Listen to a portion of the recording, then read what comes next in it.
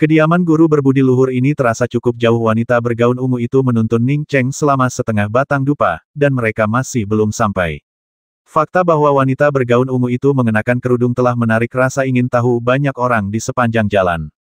Ini adalah Akademi Naga dan Phoenix, dan wanita bercadar sangat jarang di dalam akademi. Apakah kamu mengangkat kadarku untuk melihat ke dalam? Wanita berpakaian ungu yang berjalan di depan Ning Cheng tiba-tiba bertanya. Ning Chengping berkata dengan suara tenang, aku telah melihat wajahmu, tetapi aku tidak merobek kadarmu. Itu adalah seorang kultivator jahat Suanye bernama Si Kongkai. Adik perempuanku, Meng Jingxiu, dan aku mengikutinya sampai ke kediamannya untuk menyelamatkanmu. Meskipun aku membasmi Si Kongkai dan menyelamatkanmu, aku terluka parah selama beberapa bulan dan juga diserang oleh guru biarawati Tao lamamu. Wanita bergaun ungu itu tiba-tiba berhenti, menatap dingin Ning Cheng. Kau bilang kau menyelamatkanku, tapi apa kau menyelamatkanku dari seorang kultivator jahat Suan Ye? Kalau tidak salah, adik perempuanmu hanya setingkat Ning Zhen, kan kau, seorang kultivator pendirian fondasi tingkat 4, dan seorang kultivator tingkat Ning Zhen, menyelamatkanku dari seorang kultivator Suan Ye dan seorang kultivator jahat juga.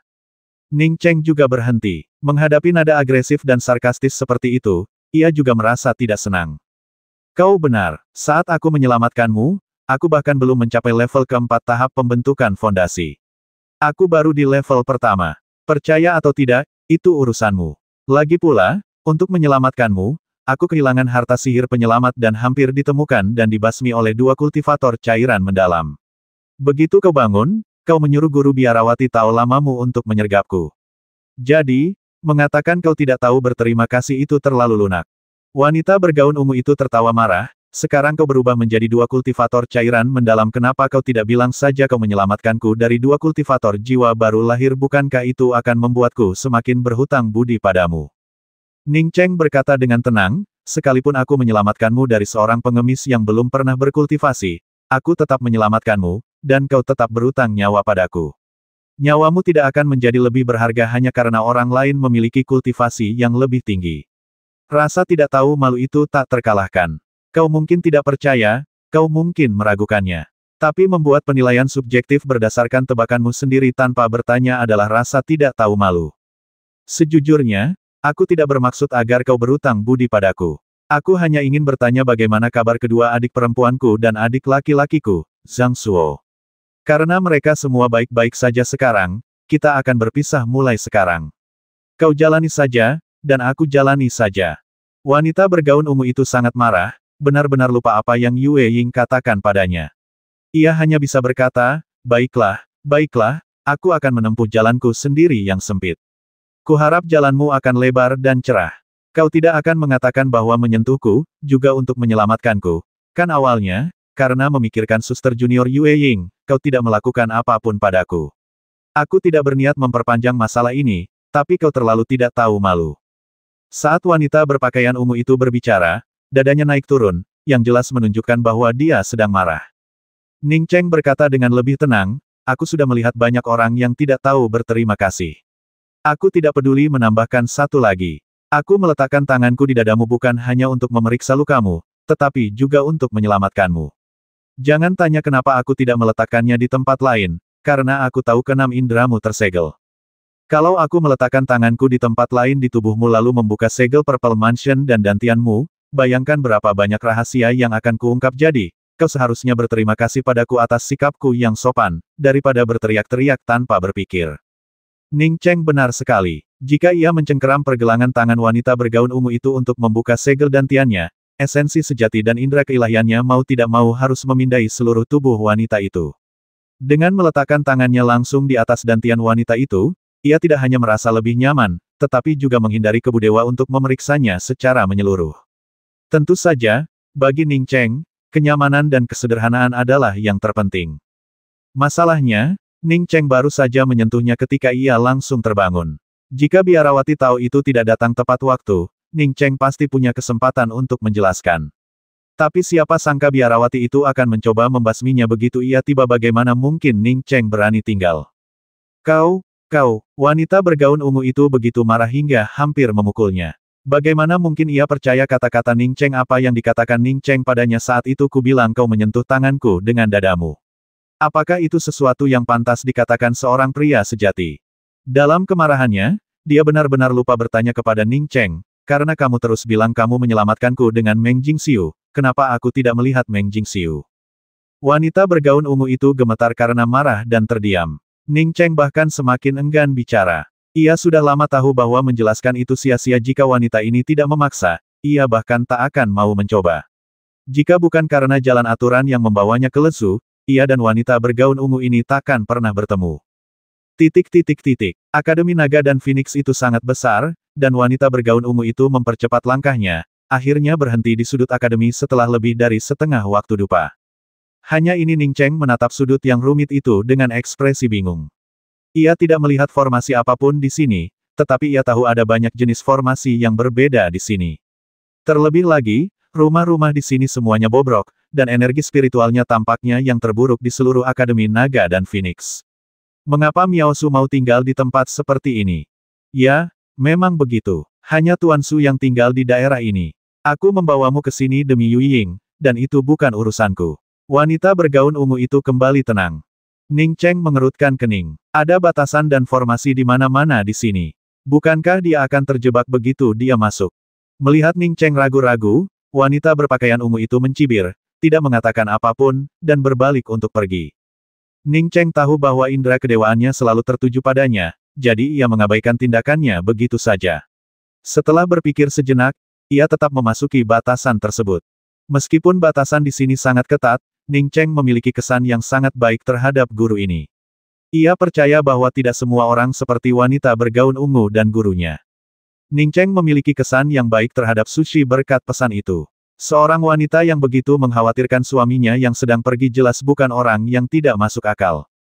Wanita bergaun ungu itu terkejut ketika melihat Ning Cheng benar-benar memasuki penghalang. Ia berhenti, menatap penghalang sejenak, lalu menggelengkan kepala dan berbalik. Apapun perasaan Ning Cheng terhadapnya, kini tak lagi penting. Ia telah mendengar beberapa legenda seputar guru berbudi luhur di Akademi Naga Phoenix. Konon, 3 pria pernah memasuki zona terlarang sang guru. Ketika mereka muncul kembali, mereka semua sudah menjadi mayat, tergantung di pintu masuk Akademi Naga Phoenix. Dalam perjalanan ke rumah Sushi bersama Ning Cheng, ia sudah menyerah untuk menggunakan Sushi untuk mencelakai Ning Cheng. Karena itulah ia berinisiatif untuk bertanya kepada Ning Cheng tentang apa yang terjadi saat itu. Jika Ning Cheng mau mengakui kesalahannya, ia akan melepaskannya kali ini demi Yu Ying. Namun, pernyataan Ning Cheng sama sekali tidak koheren. Ia berani mengatakan bahwa ia mengikuti seorang kultivator cairan jahat mendalam ke sarangnya, lalu membasmi kultivator cairan jahat mendalam itu dan menyelamatkannya. Mungkinkah seorang kultivator pembentukan fondasi mengikuti seorang kultivator cairan jahat mendalam tanpa ketahuan bahkan jika ia tidak ketahuan? Ning Cheng, yang berada di tingkat keempat pembentukan fondasi, tidak mungkin menyergap seorang kultivator cairan jahat mendalam, apalagi fakta bahwa ia mengaku baru berada di tingkat pertama pembentukan fondasi saat itu. Sekalipun serangan diam-diam Ning Cheng berhasil, akan sangat mudah bagi seorang kultivator cairan mendalam untuk membasmi Ning Cheng, seorang kultivator tahap pembentukan pondasi, sebelum ia mati. Dengan kata lain, sekalipun Ning Cheng berhasil melacak dan menyergap kultivator cairan mendalam itu, lalu membasminya, bagaimana dengan yang satunya? Agar ia semakin berutang budi padanya, pria ini mengaku telah menyelamatkannya dari 2 kultivator cairan mendalam. Kisah yang tak tahu malu dan tak masuk akal itu hampir membuatnya gila. Seorang kultivator tahap pendirian Yayasan 1 menyergap 2 kultivator cairan mendalam secara bersamaan. Apa dia pikir dirinya reinkarnasi dari seorang master kuno? Ia hanya bisa mencibir dalam hati. Yang lebih tak tertahankan lagi baginya adalah kenyataan yang akan datang. Jika Ning Cheng mengakui saat ini bahwa ia dibutakan oleh nafsu, ia pasti sudah memaafkannya. Lagi pula, ia tahu ia sangat cantik, itulah sebabnya ia mengenakan kerudung. Dimanfaatkan di kamar gelap itu hanya karena ia terlalu cantik, dan ia akan menoleransi hal itu demi Yu Ying. Tapi sekarang, Ning Cheng masih berdalih bahwa ia hanya ingin menyelamatkannya, mengatakan bahwa ia sedang memikirkannya. Bagaimana mungkin seseorang begitu tak tahu malu? Orang seperti itu pantas mati. Kalau saja Ning Cheng benar-benar mulia seperti yang diklaimnya, dia tidak akan mengatakan bahwa dia menyentuh tangannya dengan payudaranya. Kemarahan ini muncul kembali setelah Ning Cheng benar-benar memasuki area terlarang, dan ia mulai ragu apakah ia telah melakukan hal yang benar. Lagi pula, Ning Cheng adalah teman Yu Ying. Apakah benar baginya untuk menggunakan orang lain untuk melakukan pekerjaan kotornya? Perempuan bergaun ungu itu berhenti secara naluriah. Ia menoleh lama, lalu akhirnya mendesah dan perlahan melangkah pergi. Ia telah membalas dendam, tetapi tidak merasakan sukacita sebaliknya, ia merasakan dendam yang aneh dan tak terjelaskan. Begitu Ning Cheng memasuki area terlarang, ia terjebak oleh beberapa formasi pembasmi. Ning Cheng tahu bahwa jika ia menganalisis situasi dengan cermat, formasi pembasmi ini mungkin tidak akan mampu membasminya. Namun, ia di sini untuk bertemu seseorang, dan tidak perlu menerobos formasi pembasmi ini. Jika orang yang dicarinya bukan orang yang ia cari, ia bisa dengan mudah mundur. Ia bahkan tidak mengganggu formasi tersebut sebelum pergi, tentu saja pihak lain tidak akan bersikap tidak masuk akal dan melakukan apapun padanya, bukan? Ning Cheng datang untuk memberi penghormatan kepada Master Su. Suara Ning Cheng bergema di formasi pembasmian, tetapi tidak ada jawaban untuk waktu yang lama. Setelah menunggu beberapa saat, Ning Cheng yakin tidak ada jawaban. Ia menangkupkan kedua tangannya dan berkata, Ning Cheng datang untuk memberi hormat kepada Master Su, dan membawakan hadiah dari Brother Yu Chen untuk Master Su. Ning Cheng memperkirakan Lan Yu Chen baru berada di tahap jiwa baru lahir ketika ia meninggal, dan paling-paling usianya hampir sama dengannya. Menyebut Lan Yu Chen senior terasa agak kurang tepat, jadi Ning Cheng cukup memanggilnya Kakak Yu Chen. Jika ia memanggilnya Kakak Yu Chen dan Sushi ini masih belum muncul, berarti Sushi ini bukan istri Lan Yu Chen. Ia bisa pergi dengan pemahamannya tentang formasi, pergi sekarang pasti tidak akan menimbulkan masalah. Ning Cheng baru saja selesai berbicara ketika dia merasakan cahaya terang muncul di hadapannya, dan jalan hijau sempit, hanya selebar 1 kaki, muncul di depannya. Masuk, suaranya bergetar hebat, namun sedikit serak. Ning Cheng menghela napas lega. Ia tahu ia tidak salah, guru di depannya adalah guru yang ia cari. Setelah berjalan menyusuri jalan setapak biru sejauh lebih dari 20 meter, Ning Cheng tiba di sebuah ladang bunga yang dipenuhi berbagai macam bunga dan tanaman. Ada banyak jenis bunga, tetapi tak satu pun dari mereka adalah makhluk spiritual, semuanya hanyalah bunga dan tanaman biasa. Ning Cheng bahkan melihat beberapa bunga Morning Glory, dan ia tertegun sejenak. Sejak tiba di sini, ingatannya tentang bumi seakan memudar. Selain mencari herba spiritual, ia juga mencari sumber daya kultivasi. Namun hari ini, melihat Morning Glory, bunga yang umum di bumi, seakan membangkitkan kembali kenangan masa lalunya. Masuk, suara gemetar itu kembali terngiang di telinga Ning Cheng. Baru kemudian Ning Cheng menyadari bahwa ini adalah rumah Sushi. Ia pun mempercepat langkahnya, menyeberangi ladang bunga, dan memasuki sebuah rumah bambu yang tidak terlalu besar. Di dalam rumah bambu itu terdapat susunan batu-batu cemerlang, yang dapat dilihat Ning Cheng dengan jelas sekilas. Di tengah ruangan, selain meja bambu, hanya ada 2 kursi bambu. Seorang wanita berpakaian biru muda duduk di salah satu kursi bambu, menatap Ning Cheng dengan penuh semangat. Ketika tatapan Ning Cheng jatuh pada wajah wanita berbaju biru itu, ia hampir kehilangan dirinya. Ia akhirnya mengerti mengapa Jia Lingwei mengatakan bahwa Sushi adalah wanita tercantik di Akademi Naga dan Phoenix. Sebelumnya, wanita tercantik yang pernah dilihat Ning Cheng adalah wanita berbaju ungu yang baru saja membawanya masuk. Sushi di hadapannya ini, selain sedikit pucat, sama sekali tidak kalah dari wanita berbaju ungu itu dalam hal penampilan, bahkan memiliki kecantikan yang halus dan rapuh. Kecantikan rapuh ini melampaui kecantikan wanita berbaju ungu itu. Jika Ning Cheng harus memilih antara guru yang elegan dan wanita berbaju ungu, ia akan dengan yakin memilih guru yang elegan. Guru yang elegan itu telah sepenuhnya menyembunyikan auranya, ia sama sekali tidak bisa melihat tingkat kultivasinya. Jelas, kultivasinya jauh lebih unggul daripada Kong Peng Peng. Sushi tampak terbiasa dengan ekspresi terkejut orang-orang. Ia tampak tidak peduli dengan ekspresi Ning Cheng. Ia hanya bertanya dengan suara gemetar, apakah kamu benar-benar kenal Yu Chen? Ning Cheng dengan cepat dan hormat menangkupkan tangannya untuk memberi salam, lalu berkata, ya, setahun yang lalu, lembah kapak murka dibuka, dan aku juga memasukinya. Setelah menemukan lembah kapak murka yang sebenarnya, aku melihat jasad saudara Yu Chen. Mendengar kata sisa, perempuan berbaju biru itu gemetar, tangannya mencengkeram kursi semakin erat. Ning Cheng bahkan bisa mendengar derit kursi. 2 aliran air mata mengalir di pipinya, seolah tak berujung. Terimalah belasungkawa saya, senior, kata Ning Cheng, sambil mengeluarkan kapak raksasa emas dan menyerahkannya. Ini kapak peninggalan saudara Yu Chen. Saya membawanya dari lembah kapak murka. Wanita berbaju biru itu gemetar saat menerima kapak yang diberikan Ning Cheng, mengelusnya lembut, dan terdiam cukup lama. Ia tahu Lan Yu Chen telah tiada, tetapi bahkan hari ini, setelah mendengar kabar itu, ia tak kuasa menghilangkan duka. Ia telah menunggu sendirian selama bertahun-tahun, hanya untuk berakhir seperti ini. Ning Cheng ingin mengucapkan selamat tinggal dan pergi, tetapi ia tahu ini bukan waktu yang tepat. Ia hanya bisa berdiri di samping dan menunggu. Setelah waktu yang entah berapa lama, wanita berbaju biru itu perlahan mengangkat kepalanya. Menatap Ning Cheng, ia berkata, "Terima kasih telah membawakan kapak ini untukku. Bisakah kau ceritakan apa yang terjadi?" Ning Cheng langsung berkata, "Ketika aku menemukan lembah kapak murka yang asli dan memasukinya, aku langsung merasakan aura kapak yang kuat. Aura kapak ini langsung mengenai indera kedewaanku. Untungnya, saat itu aku hanya menguasai dasar-dasar aura kapak, jadi meskipun aku terbelah oleh kapak itu, aku berhasil menangkisnya tepat waktu. Setelah aku sepenuhnya memahami aura membasmi dari kapak itu, aku melihat jasad saudara Yu Chen. Di samping saudara Yu Chen, ada juga sebuah gesper emas, yang pasti pemberian Guru Su. Saya memasukkan gesper sabuk dan jenazah saudara Yu Chen ke dalam kotak giok dan menguburnya di tempat yang sama.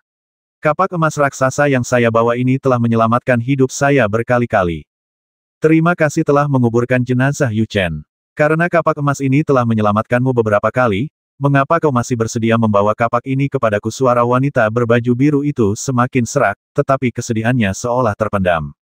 Ning Cheng berkata dengan sedih, "Alasan saya datang ke sini adalah karena kata-kata yang ditinggalkan senior di gesper itu. Seorang wanita yang begitu peduli pada suaminya adalah wanita yang paling saya hormati. Merupakan suatu kehormatan bagi saya untuk melakukan semua ini demi senior. Lagi pula, seiring dengan peningkatan kultivasi saya, kapak raksasa emas ini tidak akan cukup. Saya rasa sudah sepantasnya kapak ini tetap bersama senior. Tahukah kau bahwa tak seorang pun yang datang ke sini akan selamat sejak aku pindah? Sudah ada 3 orang yang datang, dan aku membasmi ketiganya lalu menggantung mayat mereka di pintu masuk Akademi Naga Phoenix," kata wanita berbaju biru itu dengan tenang, menatap Ning Cheng. Ning Cheng merasakan hawa dingin menjalar di punggungnya. Mungkinkah Susi ini menjadi orang yang ekstrim karena hilangnya suaminya? Jika dia dibasmi di sini, itu akan menjadi kematian yang sangat tidak adil. "Kalau kau ngotot ingin membasmiku, senior, aku tak bisa berbuat apa-apa," kata Ning Cheng tenang. Ia tidak merasakan niat membasmi dari wanita berbaju biru itu, yang berarti wanita itu memang tidak berniat membasminya. Seperti yang diharapkan, wanita berbaju biru itu tidak mengatakan apa-apa lagi tentang masalah itu. Nada suaranya melunak saat ia menatap Ning Cheng dan berkata, "Keluarga Miao telah membasmi suamiku. Aku bukan lagi anggota keluarga Miao. Mulai sekarang, aku akan dipanggil Lan Su. Karena kau memanggil Yu Chen kakak, jangan panggil aku senior lagi. Panggil saja aku kakak Su." "Baik, saudari Su." Ning Cheng diam-diam menghela napas lega. Karena memang begitulah yang dikatakannya, seharusnya tidak ada bahaya.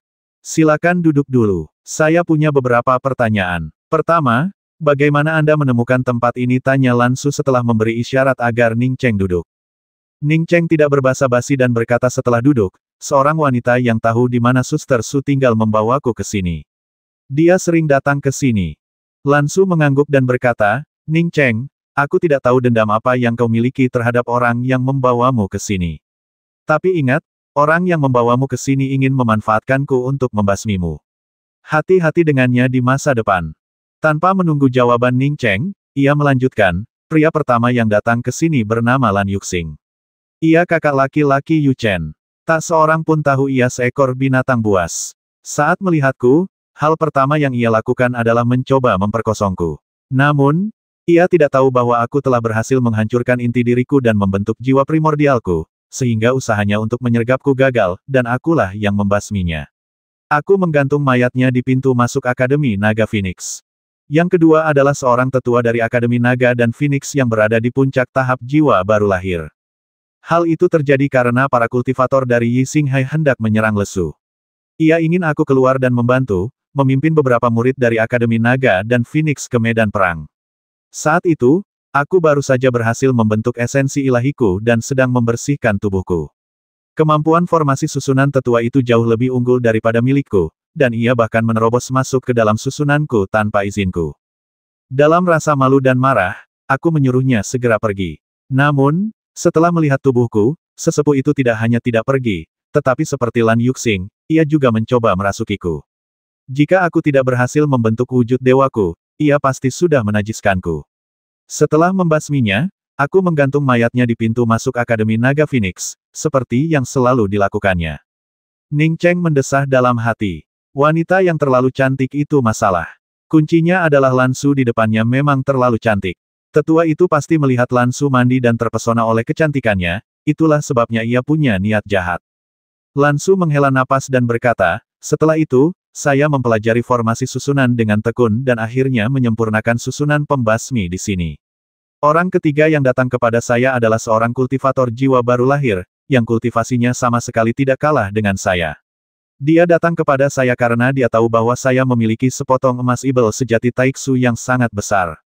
Emas ibel sejati dari Void. Ning Cheng bertanya tanpa sadar. Ia sangat mengenal material ini merupakan material terbaik di antara material-material terbaik lainnya, bahkan lebih unggul daripada pasir bintang sejati terbakar yang ia peroleh dari Gui Yutang.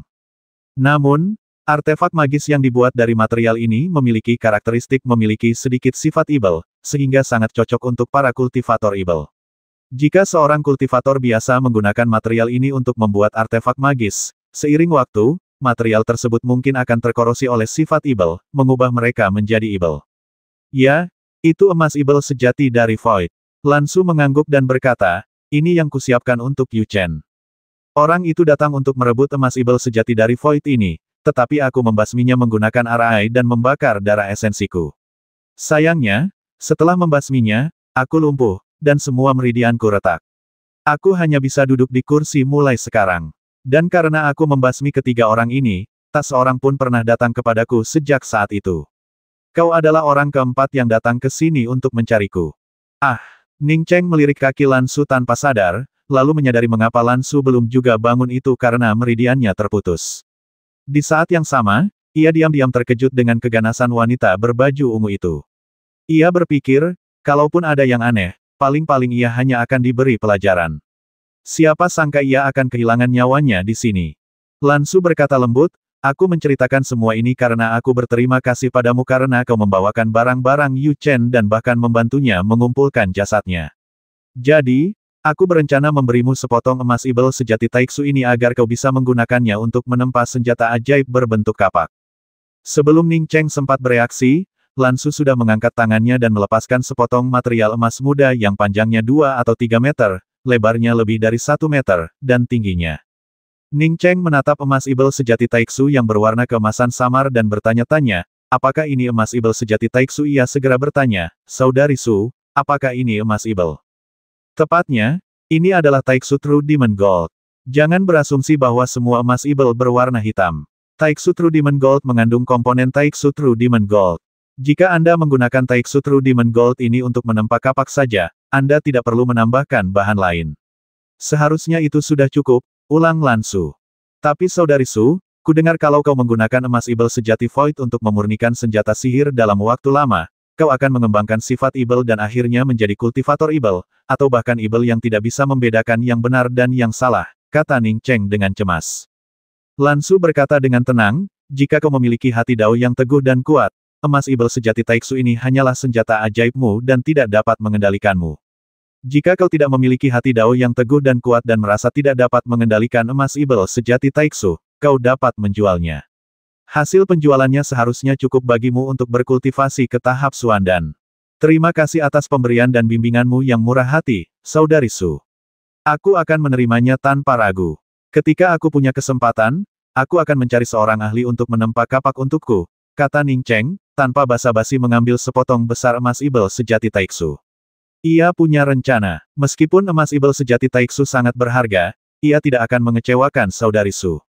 Ia sama sekali tidak percaya bahwa dengan mutiara Xuan Huang dan meridiannya yang dibentuk ulang oleh asal Xuan Huang, ia bisa begitu mudah terpengaruh oleh senjata ajaib.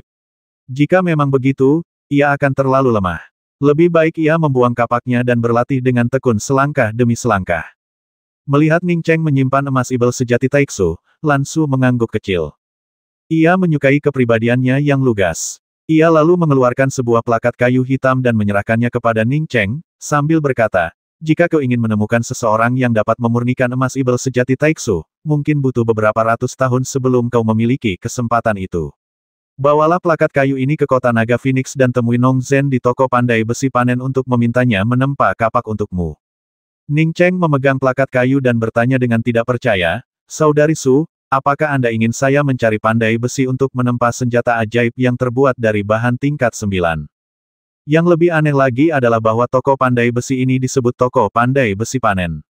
Singkirkan plakat kayu itu dan lakukan saja apa yang kukatakan. Jangan khawatirkan yang lain. Lan Su melambaikan tangannya, lalu kembali memfokuskan perhatiannya pada kapak raksasa emas di tangannya. Setelah beberapa saat, ia memasukkan kapak raksasa emas itu ke dalam cincinnya.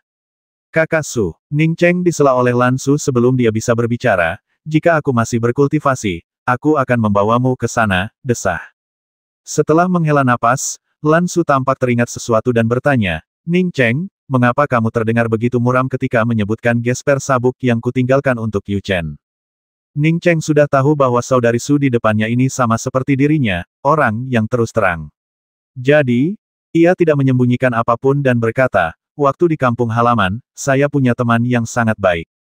Kemudian, entah kenapa, dia tiba-tiba berhenti bicara dengan saya dan pergi di depan saya bersama orang lain yang mengejarnya. Saya merasa kasihan kepada saudari Su ketika melihat bagaimana dia memperlakukan saudara Yu Chen, jadi saya melakukan ini. Bagaimana mungkin ada wanita yang tidak tahu malu seperti itu, kata Lan Su dengan marah. Ning Cheng membuka mulutnya, tetapi tidak bisa menjelaskan. Benarkah ia mengatakan hal semacam ini? Tidak ada apa-apanya di dunia ini. Suasana budaya yang berbeda membuatnya mustahil untuk dijelaskan. Ia hanya punya firasat ia sebenarnya tidak membenci Tian Muan.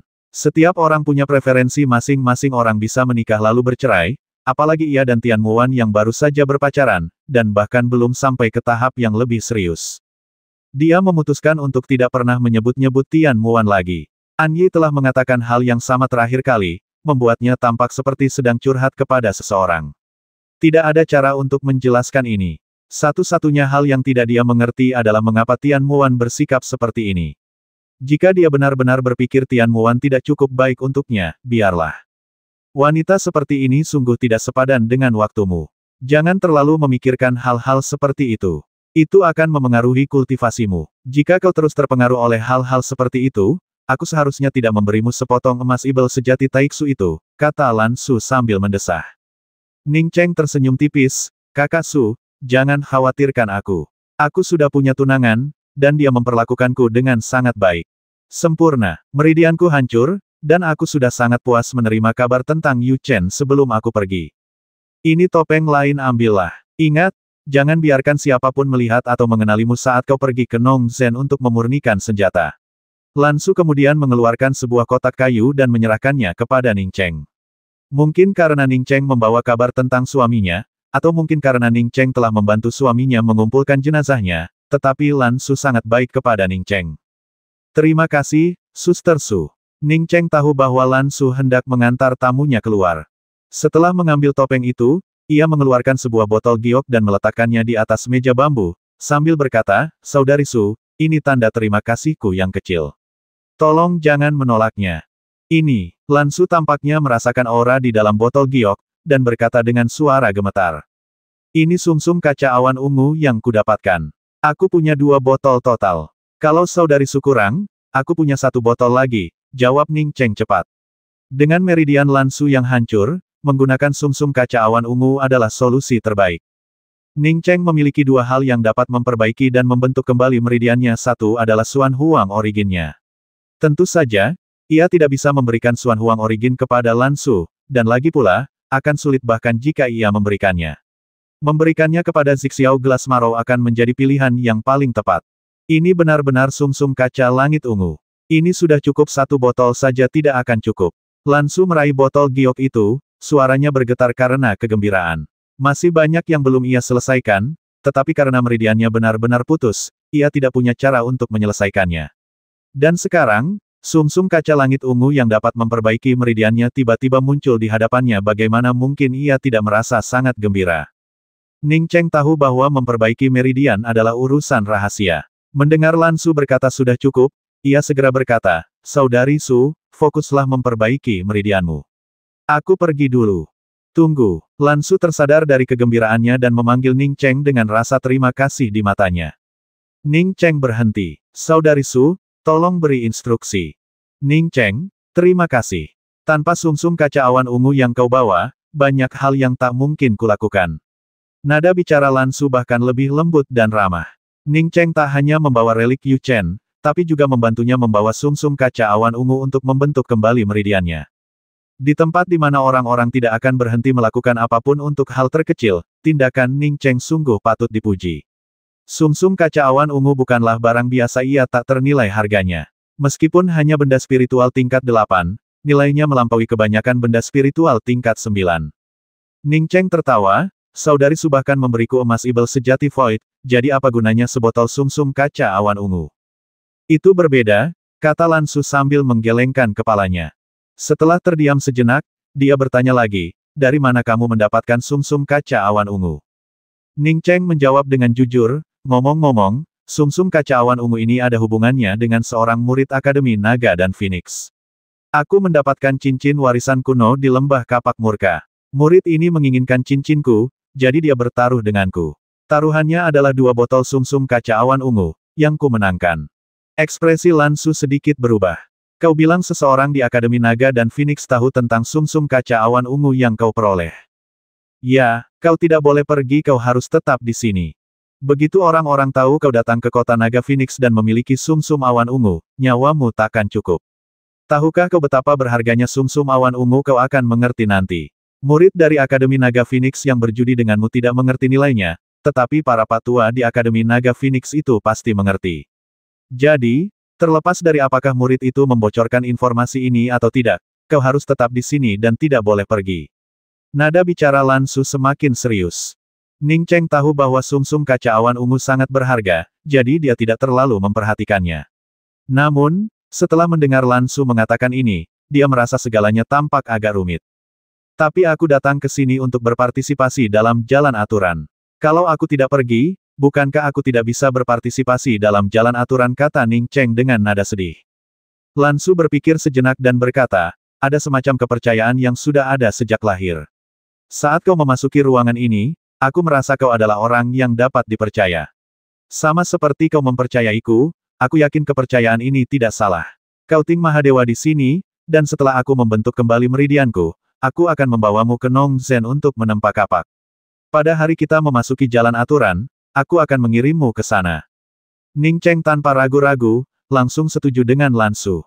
Ia merasa Lan Su dapat dipercaya itu hanya perasaan, tanpa alasan lain. Melihat Ning Cheng setuju, Lan Su mengambil botol sumsum kaca awan ungu dan berkata, aku akan memperbaiki meridianku. Kamu tetap di luar. Setelah mengatakan itu, Lan Su masuk ke ruangan di sebelah kanan, meninggalkan Ning Cheng di luar. Dengan membentuk kembali meridian dan meninggalkan orang luar di sini, sebuah tanda kepercayaan mutlak telah terbentuk. Ketika Lan Su sedang membentuk kembali meridian, ia juga meninggalkan Ning Cheng di sini, yang secara efektif memperlakukan Ning Cheng sebagai salah satu darinya.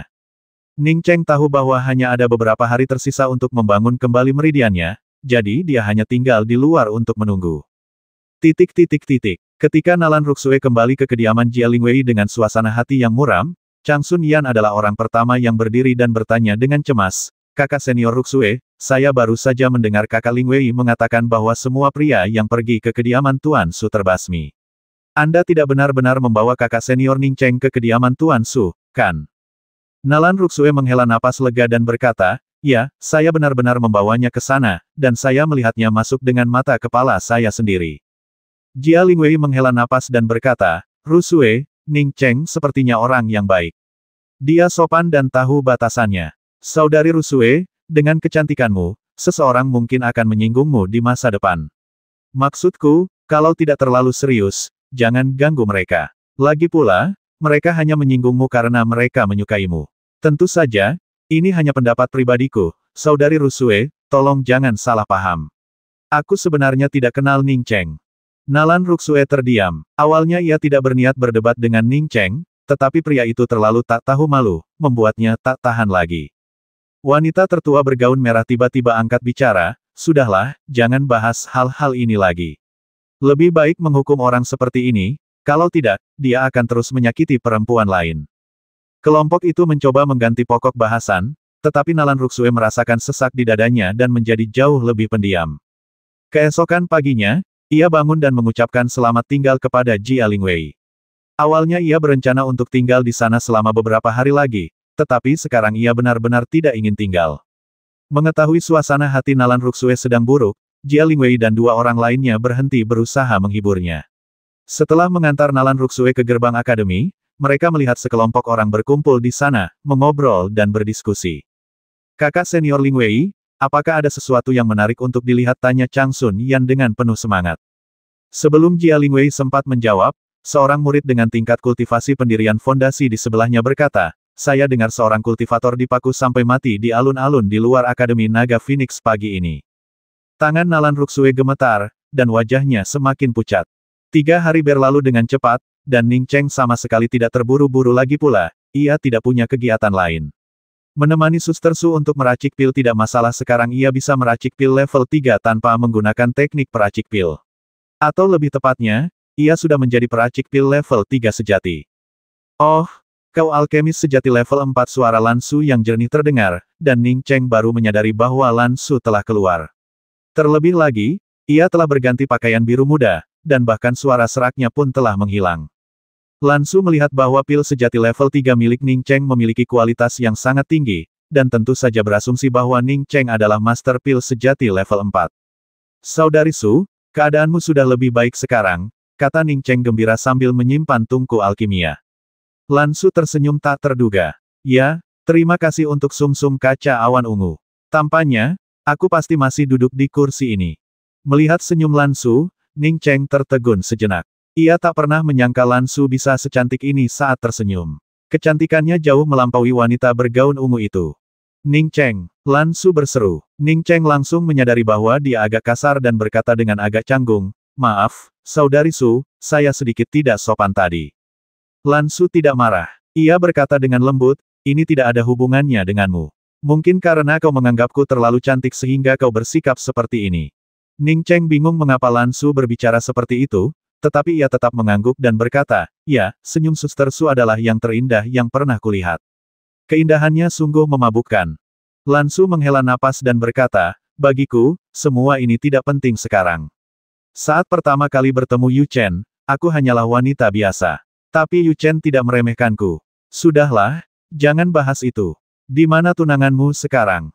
Ning Cheng sedang memikirkan Luo Fei, dan karena Lan Su bertanya, ia segera berkata, tunanganku bernama Ji Luo Fei. Sebelum aku pergi ke lembah Nufu, dia menungguku di Akademi Sen Feng di Huasu. Namun, ketika aku kembali ke Akademi Sen Feng, akademi itu telah hancur, dan dia diselamatkan oleh seorang temanku. Aku tidak tahu di mana dia sekarang. Aku berencana untuk kembali ke Huazu setelah aku kembali dari jalan aturan untuk menunggunya. Lan Su memberi isyarat agar Ning Cheng duduk, dan Ning Cheng pun duduk, sambil berkata, teknik kultivasiku berkhasiat awet muda, menjadikannya teknik terbaik untuk wanita. Setelah kau menemukan Luo Fei, bawa dia ke sini, dan aku akan memberikannya padanya. Sekarang, ayo kita pergi ke bengkel pandai besi. Tentu saja, kita harus menyamar dulu sebelum pergi. Setelah meninggalkan Akademi Naga dan Phoenix bersama Lan Su, Ning Cheng masih agak ragu. Teknik penyamaran Lan Su saja telah mengubahnya menjadi pria kurus berusia 30-an. Bahkan indera kedewaannya sendiri pun tak mampu membedakannya. Menatap Lan Su lagi, di mana sisa kecantikannya yang tak tertandingi terlepas dari pesona familiar yang masih terpancar di matanya, Lan Su telah lama menjadi wanita parubaya, wajahnya tertutup debu dan tampak sedikit lelah, sekilas menunjukkan bahwa ia adalah seorang kultivator nakal yang hidup di lapisan paling bawah masyarakat. Melihat Ning Cheng melihat sekeliling, Lan Su berkata, teknik penyamaranku tidak lebih buruk dari mantra penyembunyian dan persembunyian itu. Bahkan beberapa kultivator tingkat tinggi pun mungkin tidak bisa membedakannya. Jika kau ingin belajar, aku bisa mengajarimu. Aku ingin mempelajarinya, kata Ning Cheng tanpa ragu. Benda ini sangat berguna baginya. Lan Su mengeluarkan selembar giok dan menyerahkannya kepada Ning Cheng, sambil berkata, lihatlah slip giok ini dulu. Setelah kita kembali dari pemurnian senjata, kau bisa mengikutiku dan belajar selama beberapa hari. Akademi Naga Phoenix awalnya terletak di dalam kota Naga Phoenix, jadi Ning Cheng belum pernah melihat bagian luar kota Naga Phoenix. Kini, saat ia berjalan-jalan di kota Naga Phoenix bersama Lan Su, ia diam-diam takjub dengan kemakmurannya. Atau mungkin karena jalan di sepanjang jalan Guiju adalah tempat orang-orang berkumpul dari alun-alun Universitas Longfeng, dan ada banyak orang yang datang ke sini, dengan berbagai lelang yang dipromosikan bolak-balik. Lan Su menuntun Ning Cheng melewati labirin berliku-liku, dengan cepat meninggalkan jalan utama yang ramai dan tiba di sebuah gang kecil. Hal ini mengingatkan Ning Cheng pada rumah wanita tua berambut putih itu. Ia juga pernah tinggal di tempat terpencil seperti itu. Mungkinkah orang-orang yang sangat terampil ini lebih suka tinggal di sudut-sudut yang tenang? Benar saja, begitu Ning Cheng memasuki gang, ia mendengar serangkaian suara dentingan besi. Suara-suara itu sangat sering, jelas menandakan bahwa bisnis sedang berkembang pesat. Sesampainya di ambang pintu tempat suara berdentang itu berasal, Ning Cheng akhirnya melihat sebuah tanda kecil tak mencolok yang bertuliskan Toko Pandai Besi Panen. Saat memasuki bengkel pandai besi, Ning Cheng terkejut mendapati tempat itu cukup ramai. 3 pria dan seorang wanita duduk di bangku besi di dalamnya. 2 pemuda berkepala botak sedang bekerja dengan tekun, yang satu sedang memalu alat kasar, sementara yang lain dengan penuh semangat memompa bel. Ning Cheng yakin ia tidak salah, kedua pemuda itu memang sedang menempa senjata. Pekerjaan mereka sama sekali tidak menunjukkan bakat seni. Ketiga pria dan 1 wanita itu berpakaian mirip dengan Lan Su, dan tingkat kultivasi mereka tidak tinggi, tetapi mereka memancarkan aura yang ganas, menunjukkan bahwa mereka adalah petualang yang cukup kuat. Mereka duduk di sana, mungkin menunggu senjata ditempa. Bengkel pandai besi itu cukup besar, tetapi sudah menghitam karena asap. Selain suara 2 anak laki-laki botak yang sedang memalu besi, tak ada suara lain di seluruh bengkel.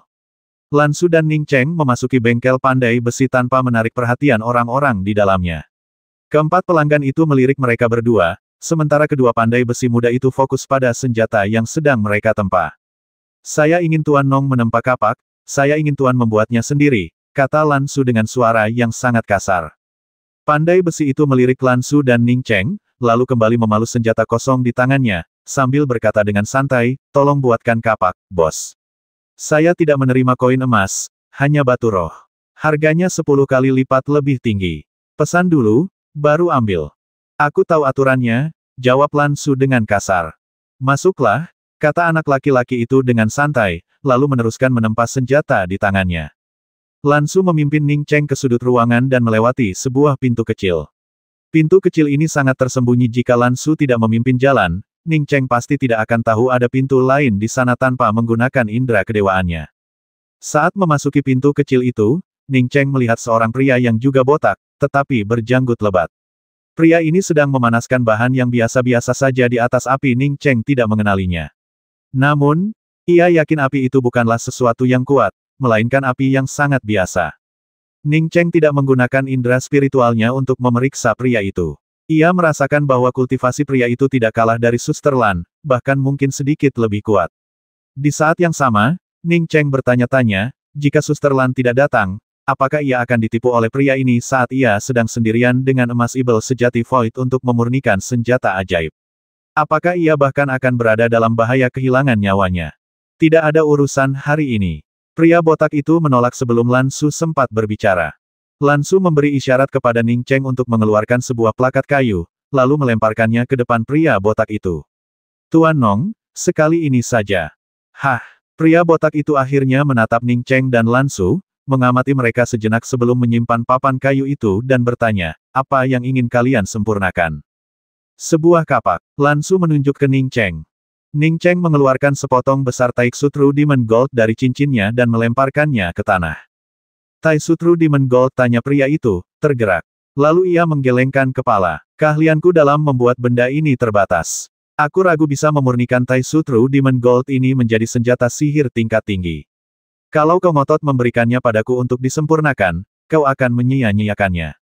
"Seberapa jauh kau bisa menyempurnakannya?" tanya Lan Su dengan suara berat. Setelah merenung sejenak, si botak berkata, "Jika aku beruntung, aku bisa memurnikan emas ibel sejati Taiksu ini menjadi artefak sejati tingkat menengah, tetapi tidak akan bisa ditingkatkan lagi setelahnya, yang berarti aku telah menghancurkannya." Ning Cheng dan Lan Su sama-sama tahu bahwa Taiksu True Demon Gold hanya dapat digunakan untuk memurnikan artefak sejati tingkat menengah, jadi tidak berlebihan jika dikatakan bahwa itu hancur selama proses pemurnian. Pria botak itu berhenti sejenak, lalu melirik Ning Cheng dan Lan Su sebelum melanjutkan, "Namun, aku masih bisa memurnikan emas ibel sejati Taiksu ini menjadi embrio senjata spiritual bermutu tinggi. Embrionya mungkin terlihat jelek, tetapi kelebihannya terletak pada tidak merusak emas ibel sejati Taiksu. Begitu aku bertemu dengan seorang ahli sejati, emas ibel sejati Taiksu ini bisa dimurnikan lagi." Setelah emas ibel sejati Taiksu ini dimurnikan menjadi senjata spiritual bermutu tinggi, atau bahkan sesuatu yang lebih dari bermutu tinggi, ia bisa ditingkatkan tanpa batas. Aku hanya butuh artefak dasar, kata Ning Cheng cepat ketika melihat Lan Su menatapnya. Artefak sejati masih terlalu tinggi untuk digunakannya. Artefak spiritual tingkat tinggi sudah cukup, dan lagi pula, dia bisa meningkatkan Taiksu True Demon Gold dengan mencari ahli pemurnian artefak yang lebih kuat nanti, bukankah itu lebih baik? Pria botak itu mengangguk dan berkata, ada kelemahan dalam memurnikannya menjadi senjata spiritual tingkat tinggi. Yaitu, sifat Ibel Taiksu True Demon Gold lebih kuat.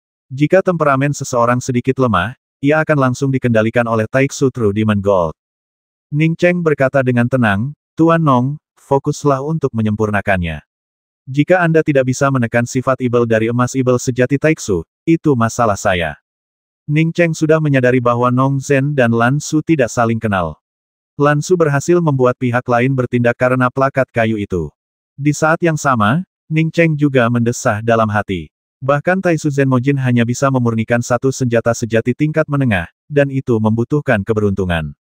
Jelas bahwa Nong Zhen bukanlah ahli pemurnian senjata yang hebat. Jika seseorang bukan ahli pemurnian senjata yang hebat, namun bisa begitu sombong, itu menunjukkan bahwa pemurni senjata bahkan lebih dicari daripada alkemis. Ning Cheng awalnya berencana menggunakan beberapa material lain yang dimilikinya, seperti esensi alam liar eksotis dan pasir bintang sejati yang terbakar, agar Master Nong menempa beberapa kapak kecil lagi, tetapi sekarang dia telah mengambil inisiatif untuk melakukannya. Ketika Nong Zhen mulai memurnikan Taiksu True Demon Gold, ia tidak meminta Ning Cheng dan Lan Su untuk pergi. Namun, ia tidak menggunakan api aslinya lagi, melainkan melemparkan beberapa bendera arai dan kemudian memanggil api biru. Begitu api biru dilepaskan, Ning Cheng merasakan galaksinya berdenyut, dan dia segera menekan galaksi yang berdenyut itu. Api biru itu milik Nong Zhen, ia bisa dengan jelas merasakan perubahan sekecil apapun. Baru saja, sungai berbintang Ning Cheng berkelap-kelip, menyebabkan api biru itu bergetar. Ia langsung merasakannya, mengerutkan kening, dan bahkan melirik Ning Cheng. Sesaat kemudian, ia kembali memfokuskan perhatiannya pada api biru itu. Xing He berada di dekat rumah ungu di Ning Cheng, yang saat ini merupakan rahasia terbesar Ning Cheng selain mutiara Xuan Huang. Ia merasakan benih ini luar biasa, dan Nong Zhen meliriknya, memperingatkan Xing He lebih lanjut agar tidak melakukan tindakan yang tidak biasa. Di bawah kendalinya, sepotong besar emas Ibel sejati Taiksu mendarat di atas api biru dan perlahan-lahan mulai mencair dan membusuk. Serpihan abu terpisah oleh api, dan emas Ibel sejati Taiksu perlahan menyusut. Nong Zhen memusatkan perhatian pada emas Ibel sejati Taiksu yang menyusut dan terus-menerus mengukir beberapa formasi susunan dan batasan.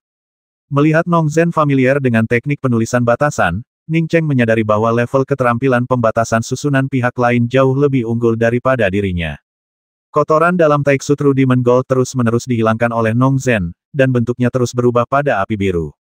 Ning Cheng sengaja menghindari menyebutkan bentuk kapak tersebut, karena tahu itu akan membuat proses penempaan lebih lancar. Sedangkan untuk bentuk kapak, pada akhirnya perlu ditempa lagi.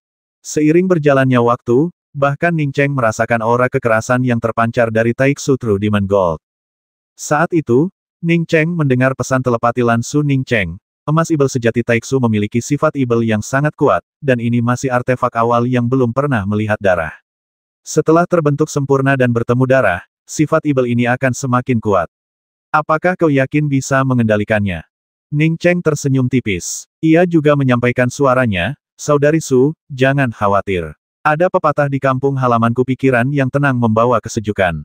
Terserah padaku apakah aku akan dirasuki setan atau tidak. Aku yakin aku tidak akan takut pada senjata ajaib belaka. Jika aku bahkan tidak bisa mengendalikan senjata ajaib, aku tidak akan berani berpikir untuk kembali ke sana di masa depan. Apakah kampung halamanmu jauh? Lan Su bertanya dengan ragu, tetapi setelah bertanya, dia tidak membiarkan Ning Cheng menjawab, dan berkata, kita bicarakan itu nanti saat kita keluar. Aku punya sesuatu yang lebih penting untuk dikatakan. Saudari Su, tolong bicara. Ning Cheng tidak berniat membahas masa lalunya di sini. Lan Su mengangguk. Ning Cheng, senjata ajaib yang ditempa dari emas Ibel sejati Taiksu ini, meskipun hanya embrio artefak spiritual tingkat tinggi, sangat kuat. Ini akan sangat membantumu dalam perjalananmu menuju jalan aturan. Namun, senjata ini juga memiliki kekurangan yang signifikan, dan kau harus siap menghadapinya. Cacat apa? Senjata sihir yang ditempa dari emas ibel sejati Void akan mengeluarkan energi ibel saat kau melawan orang lain. Mereka akan mengira kau seorang kultivator ibel. Di benua Yixing, kultivator ibel dibenci secara universal. Kau harus sangat berhati-hati. Karena itu, kusarankan agar selain menempa kapak ibel sejati Void ini, kau juga menempa kapak biasa, kata Lan Suning tulus. Ning Cheng ragu sejenak. Jika kultivasinya sangat tinggi, ia tidak akan takut disalahpahami. Namun, kultivasinya baru pada tahap pembentukan fondasi, membuatnya menjadi seseorang yang bisa dihancurkan dengan satu jari di benua Yixing. Jika ia diperlakukan seperti tikus di jalanan dan semua orang ingin membasminya, itu akan menjadi bencana. Kau tak perlu terlalu khawatir. Kapak ibel sejati Void itu untuk pertahanan diri. Setelah kau menggunakan kapak ini, jika memungkinkan, basmilah lawanmu. Kalau ada banyak orang, kau tahu seni penyamaran, dan kau punya topeng pemberianku, jadi tak seorang pun akan mengenalimu, kata Lan Su sambil tersenyum tipis melihat Ning Cheng terdiam. Ning Cheng kemudian mengerti mengapa Lan Su memberinya topeng itu, dan dengan cepat mengucapkan terima kasih kepadanya melalui telepati. Terima kasih, Saudari Su, saya mengerti. Di jalur kultivasi, seseorang harus menapaki jalan surgawi dan tidak peduli dengan pendapat orang lain. Ketika aku mempersiapkan emas ibel sejati Taiksu ini untuk Yu Chen, aku sudah meramalkan jalan yang sulit di depannya. Sekalipun semua orang di seluruh benua Yixing tidak memahaminya, aku akan tetap di sisinya. Begitu pula denganmu. Jangan menyerah pada kekuatanmu sendiri karena pendapat orang lain. Sekalipun pada akhirnya kau ditinggalkan sendirian, tanpa seorang pun di sisimu, setelah kau meninggalkan benua Yixing, kau akan menyadari bahwa menjadi abadi atau ibel hanyalah masalah satu pikiran, kata Lan Su lembut. Dia lebih memahami daripada Ning Cheng bahwa tanpa kekuatan yang besar, semuanya hanyalah ilusi. Saudari Su, meskipun tak seorang pun percaya padaku, Luo Fei akan tetap di sisiku. Aku tak akan menyerah hanya karena hal kecil ini, kata Ning Cheng tegas. Ia tahu betul bahwa tak seorang pun bisa menggantikan kepercayaan Luo Fei padanya. Sekalipun kapak ibel sejati Taiksu benar-benar memiliki sifat ibel dan disalahpahami, Ning Cheng tetap akan menggunakannya. Ia sudah muak ditekan dan dipukuli di dunia ini, tanpa kekuatan, tak ada martabat. Ketika ia mampu menyapu bersih segalanya dengan kapak ibel sejati Taiksu, tak seorang pun akan berani bersuara di hadapannya. Jika tidak, sekalipun ia mengangkat plakat yang menyatakan niatnya untuk membasmi semua kultivator ibel, seseorang tetap akan membelahnya menjadi dua dengan satu tebasan pedang. Lan Su mengangguk dan tidak mengatakan apa-apa lagi. Pada hari kelima, embrio kapak ibel sejati Taiksu yang dikendalikan Nong Zhen tiba-tiba bergetar pelan, bahkan mengeluarkan raungan naga yang samar. Aura yang kuat dan ganas menyebar bersamaan dengan getaran dan raungan naga tersebut.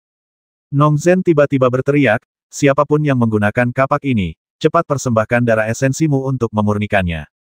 Kapak ini terlalu jahat, aku tidak bisa menjadikannya senjata yang bisa digunakan, jadi hanya bisa tetap seperti ini.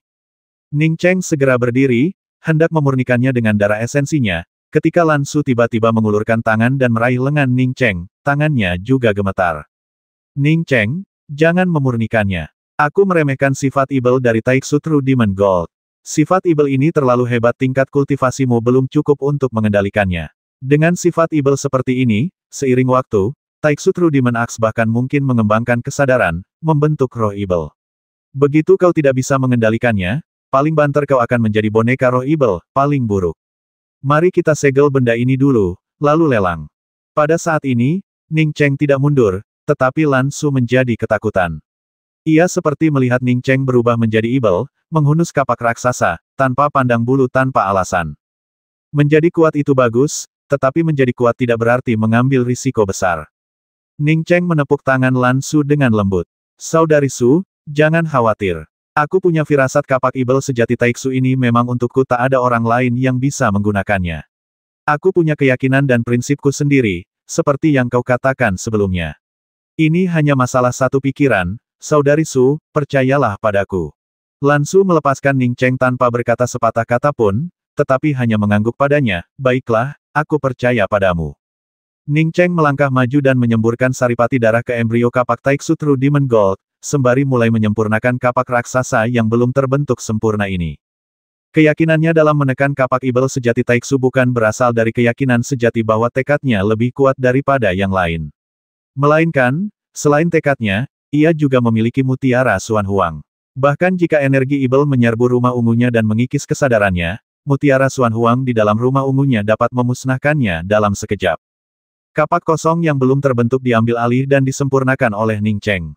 Nong Zhen memadamkan api, meminum pil, dan duduk untuk memulihkan esensi sejatinya. Sehari kemudian, Ning Cheng berdiri dan menatap kosong ke arah kapak raksasa yang dipegangnya. Ning Cheng, kamu sudah menyempurnakannya? Lan Su bertanya dengan heran, merasakan melemahnya energi Ibel. Nong Zhen berkata dengan dingin dari samping, ini hanya kapak kosong, dan aku menggunakan esensi darahku untuk memurnikannya tepat setelah berhasil menempanya. Jika tidak bisa dimurnikan bahkan dalam sehari, lebih baik jangan gunakan kapak ini. Lan Su mengabaikan Nong Zhen dan bertanya pada Ning Cheng lagi. Ning Cheng mengambil kapak kosong kasar di tangannya sambil tersenyum masam dan berkata, Saudari Su, benda ini terlalu kasar. Ini sangat jelek. Menyebutnya artefak magis seperti kapak raksasa adalah pernyataan yang meremehkan, lebih mirip kapak kosong yang dibuat secara kasar. Bentuk kepala kapaknya masih ada, tetapi bahkan tidak tajam. Gagangnya bahkan lebih buruk, ketebalannya tidak rata dan kasar. Material yang awalnya berwarna emas pucat telah dimurnikan menjadi abu-abu kusam, sangat tidak sedap dipandang. Nong Zhen mencibir dan berkata, jangan tidak tahu terima kasih. Di benua Yixing, kau tidak akan menemukan 10 orang selain aku, Nong Zhen, yang mampu memurnikan emas Ibel sejati Taisu hingga tingkat ini. Lan Su segera menangkupkan tangannya sebagai tanda terima kasih dan berkata, terima kasih banyak, Guru Nong. Ning Cheng tahu bahwa tindakannya tidak sopan terhadap Nong Zhen, jadi dia segera berterima kasih padanya dan berkata, terima kasih, Guru Nong. Silakan, aku masih ada urusan lain. Nong Zhen memberi perintah untuk pergi tanpa basa-basi. Lan Su menarik Ning Cheng keluar dari rumah Nong Zhen. Ning Cheng mendapati 2 anak laki-laki botak di luar masih memalu cetakan, tetapi sepertinya para tamu telah berganti beberapa kali. Ketika Ning Cheng dan Lan Su keluar, tidak ada yang terkejut. Baru setelah keduanya meninggalkan toko pandai besi, Ning Cheng bertanya, Saudari Su, mengapa Nong Zhen tidak menerima pembayaran? Hadiah plakat kayu itu adalah hadiahnya. Plakat kayu itu sangat berharga. Aku hanya tahu plakat itu bisa membuat seseorang dari klan petani membantu sekali saja. Nong Zhen tidak dianggap sebagai ahli pemurnian senjata terkuat di klan petani. Memberinya plakat kayu agar dia mau membantu adalah cara untuk menunjukkan rasa hormatnya, jelas Lan Su. Saudari Su, aku punya pertanyaan untukmu. Aku pernah mendengarmu mengatakan bahwa perbedaan antara makhluk abadi dan Ibel hanya sebatas pikiran. Apa arti abadi? Apakah itu berarti abadi? Ning Cheng sudah lama ingin menanyakan pertanyaan ini. Dia pernah mendengar tentang makhluk abadi, tetapi mereka hanyalah legenda di bumi. Lan Su menggelengkan kepalanya sedikit dan berkata, aku juga tidak tahu. Ketika aku mendapatkan emas Ibel sejati Taiksu, aku melihat kepingan giok yang terfragmentasi. Potongan giok itu menyebutkan tentang makhluk abadi dan Ibel. Jalan aturan juga disebut jalan surgawi semu. Jika kau ingin memasuki jalan aturan, kau harus tahu tentang jalan surgawi. Kudengar di balik jalan surgawi ada alam lain. Alam ini agak terkait dengan makhluk abadi, tetapi tidak sepenuhnya. Bahkan aku hanya samar-samar menyadarinya. Mungkin kita baru akan benar-benar tahu seperti apa rasanya ketika kita melintasi jalan surgawi di masa depan. Ning Cheng hanya bertanya dengan santai dan tidak mengharapkan jawaban. Mendengar Lan Su mengatakan itu, ia tidak menganggapnya serius dan hanya bertanya, Saudari Su, bagaimana kalau aku mencari tempat tinggal di kota Longfeng? Tidak, kau tetap harus ikut dan tinggal bersamaku. Aku masih punya beberapa hal untuk diajarkan kepadamu. Ada banyak sekali lelang yang diadakan di kota Naga Phoenix akhir-akhir ini. Ayo kita pergi ke lelang sekarang dan lihat apakah kita bisa menemukan senjata ajaib yang cocok untukmu. Setelah Lan Su selesai berbicara, ia teringat pertanyaan yang ingin ia ajukan kepada Ning Cheng sebelumnya. Ning Cheng, kamu bilang ingin pulang kampung. Di mana kampung halamanmu? Bukankah itu benua Yixing? Tidak, tempatnya sangat jauh, dan aku tidak bisa menjelaskannya dengan jelas sekarang. Ning Cheng benar-benar tidak tahu bagaimana menjelaskannya kepada Lan Su. Lan Su berkata dengan acuh tak acuh, kita bicarakan nanti saja, kita. Lan Su tiba-tiba berhenti, meraih lengan Ning Cheng. Ning Cheng berhenti dan menatap Lan Su dengan ekspresi bingung, hanya untuk menemukan sedikit ketakutan di matanya. Tanpa sadar ia melirik ke arah yang dilihat Lan Su. Jalanan ramai di depannya dipenuhi orang, tetapi tampaknya tidak ada yang istimewa. Saudari Su, ada apa? Ning Cheng bertanya dengan hati-hati melalui telepati. Lan Su kembali menatap jalan utama di depan, lalu cepat-cepat berkata, Ning Cheng, ayo kita kembali dulu. Kita tidak akan pergi ke pelelangan. Kamu bisa membeli kapak sendiri di paviliun senjata nanti. Ning Cheng tahu bahwa Lan Su pasti telah melihat sesuatu, jadi dia mengangguk cepat dan mengikuti Lan Su kembali ke Akademi Naga Phoenix. Keduanya kembali ke kamar Lan Su, dan Lan Su menghela napas lega setelah mengaktifkan semua formasi. Tepat ketika Ning Cheng hendak bertanya apa yang sedang terjadi, ia mendengar suara dari luar. Ku Yingguang dari Akademi Naga Phoenix memberi salam kepada Suster Junior Su dan punya pertanyaan untuk Anda. Beberapa hari yang lalu, seorang kultivator dipaku sampai mati di alun-alun utama Akademi Naga Phoenix kami. Bisakah Anda memberitahu saya apakah ini perbuatan Suster Junior Su? Jangan datang kepadaku untuk apapun di masa depan. Nada bicara Lan Su tanpa emosi, sama sekali tidak menunjukkan kelembutan seperti saat berbicara kepada Ning Cheng, dan dia tidak menunjukkan niat untuk membalasnya. Baik, Ku Yingguang pamit. Setelah itu, tak terdengar lagi suara dari luar. Sepertinya orang yang bertanya sudah mendapat jawaban.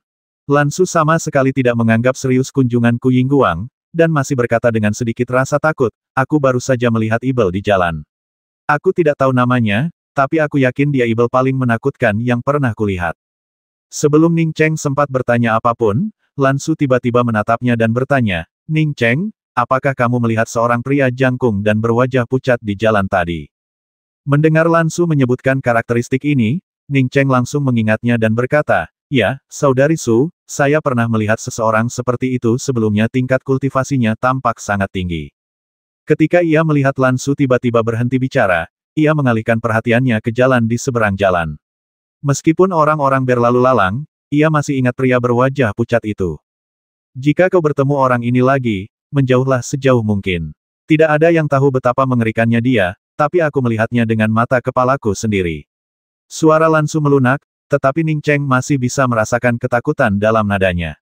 Dahulu kala ada sebuah sekte di Lezu yang bernama Sekte Liuli. Sekte Liuli didirikan oleh seorang kultivator wanita yang kemudian ditinggalkan oleh sekte tersebut.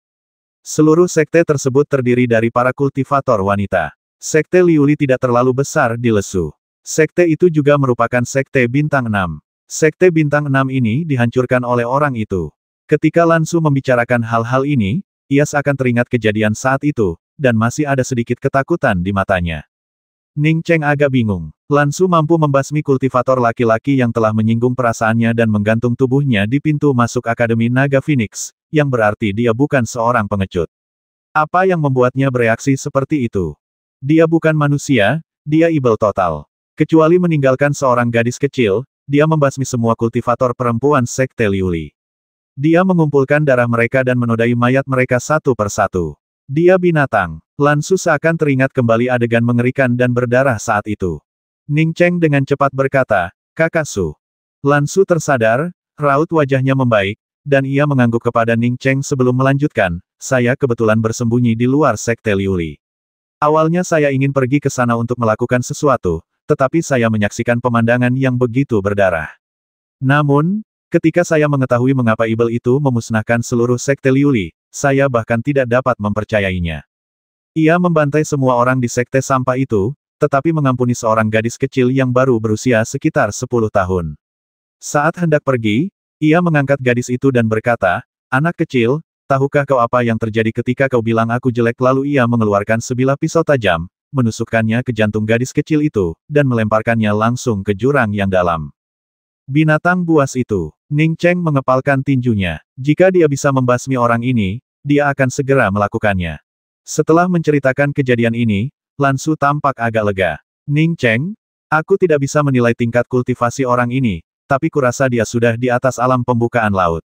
Aku berada di dekat Sekte Liuli saat itu, dan aku tidak bisa tetap tenang menghadapi Ibel ini. Agar tidak ketahuan olehnya, aku sengaja membawamu kembali. Jika kau punya kesempatan untuk membasminya di masa depan, ingatlah untuk membalaskan dendam Sekte Liuli dan membasmi monster ini. Lan Su tidak menyebutkan hubungannya dengan Sekte Liuli, tetapi Ning Cheng sudah samar-samar menduga bahwa Lan Su memiliki hubungan dengan Sekte Liuli. Bahkan jika Lan Su tidak mengatakan apa-apa, Ning Cheng pasti sudah membasmi makhluk tak berperi kemanusiaan itu ketika ia masih memiliki kekuatan. Saudari Su, jangan khawatir, ketika aku memiliki kekuatan di masa depan, aku pasti akan membasmi orang ini, kata Ning Cheng dengan percaya diri. Lan Su mengangguk. Ning Cheng, karena sekarang kau memiliki kapak Ibel sejati Taiksu, kau akan mengikutiku dan mempelajari seni penyamaran. Ingat, jangan terburu-buru meninggalkan jalan aturan. Beberapa orang tetap di dalam dan meningkatkan jiwa Yuan mereka sebelum keluar, jadi jangan terburu-buru juga. Aturan langit dan bumi di dalam jalan aturan sudah lengkap, menjadikannya tempat yang paling cocok untuk berkultivasi dan memahami berbagai mantra dan prinsip Dao. Setelah kau memahami esensi sejati dari aturan langit dan bumi di dalamnya, kultivasimu di masa depan akan jauh lebih efisien, dan mantramu akan lebih lengkap dan kuat daripada yang lain. Sehari sebelum jalan aturan dibuka, Ning Cheng berpamitan dengan Lan Su. Ia berencana membeli senjata spiritual ofensif, dan jika ada harta sihir defensif, ia juga berencana membelinya. Lan Su tidak mengawal Ning Cheng. Ia tahu bahwa ada banyak pemimpin di jalan aturan yang kultivasinya lebih tinggi darinya. Dengan tahap awal alam pembentukan ilahi, bahkan dengan teknik penyamarannya, ia akan mudah ditemukan. Menara Limbao tidak terlalu terkenal di kota Naga Phoenix, tetapi juga tidak kecil. Namun, banyak kultivator di kota Naga Phoenix suka pergi ke sana. Hal ini terutama karena Menara Limbao memiliki koleksi harta karun magis yang lengkap, dan harganya relatif murah. Ning Cheng saat ini berada di paviliun harta karun roh. Awalnya ia berniat membeli kapak, tetapi ia tertarik pada tombak panjang. Tombak ini hanyalah senjata spiritual tingkat menengah, seluruhnya hitam, dan sangat sedap dipandang jauh lebih menarik daripada kapak ibel sejati Taiksu miliknya. Kata-kata Severing mendalam terukir di ujung tombak. Terlebih lagi, harganya tidak terlalu mahal bagi Ning Cheng, harganya hanya 300.000 batu roh tingkat tinggi. Ning Cheng langsung mengeluarkan 300.000 batu roh untuk membeli tombak tersebut.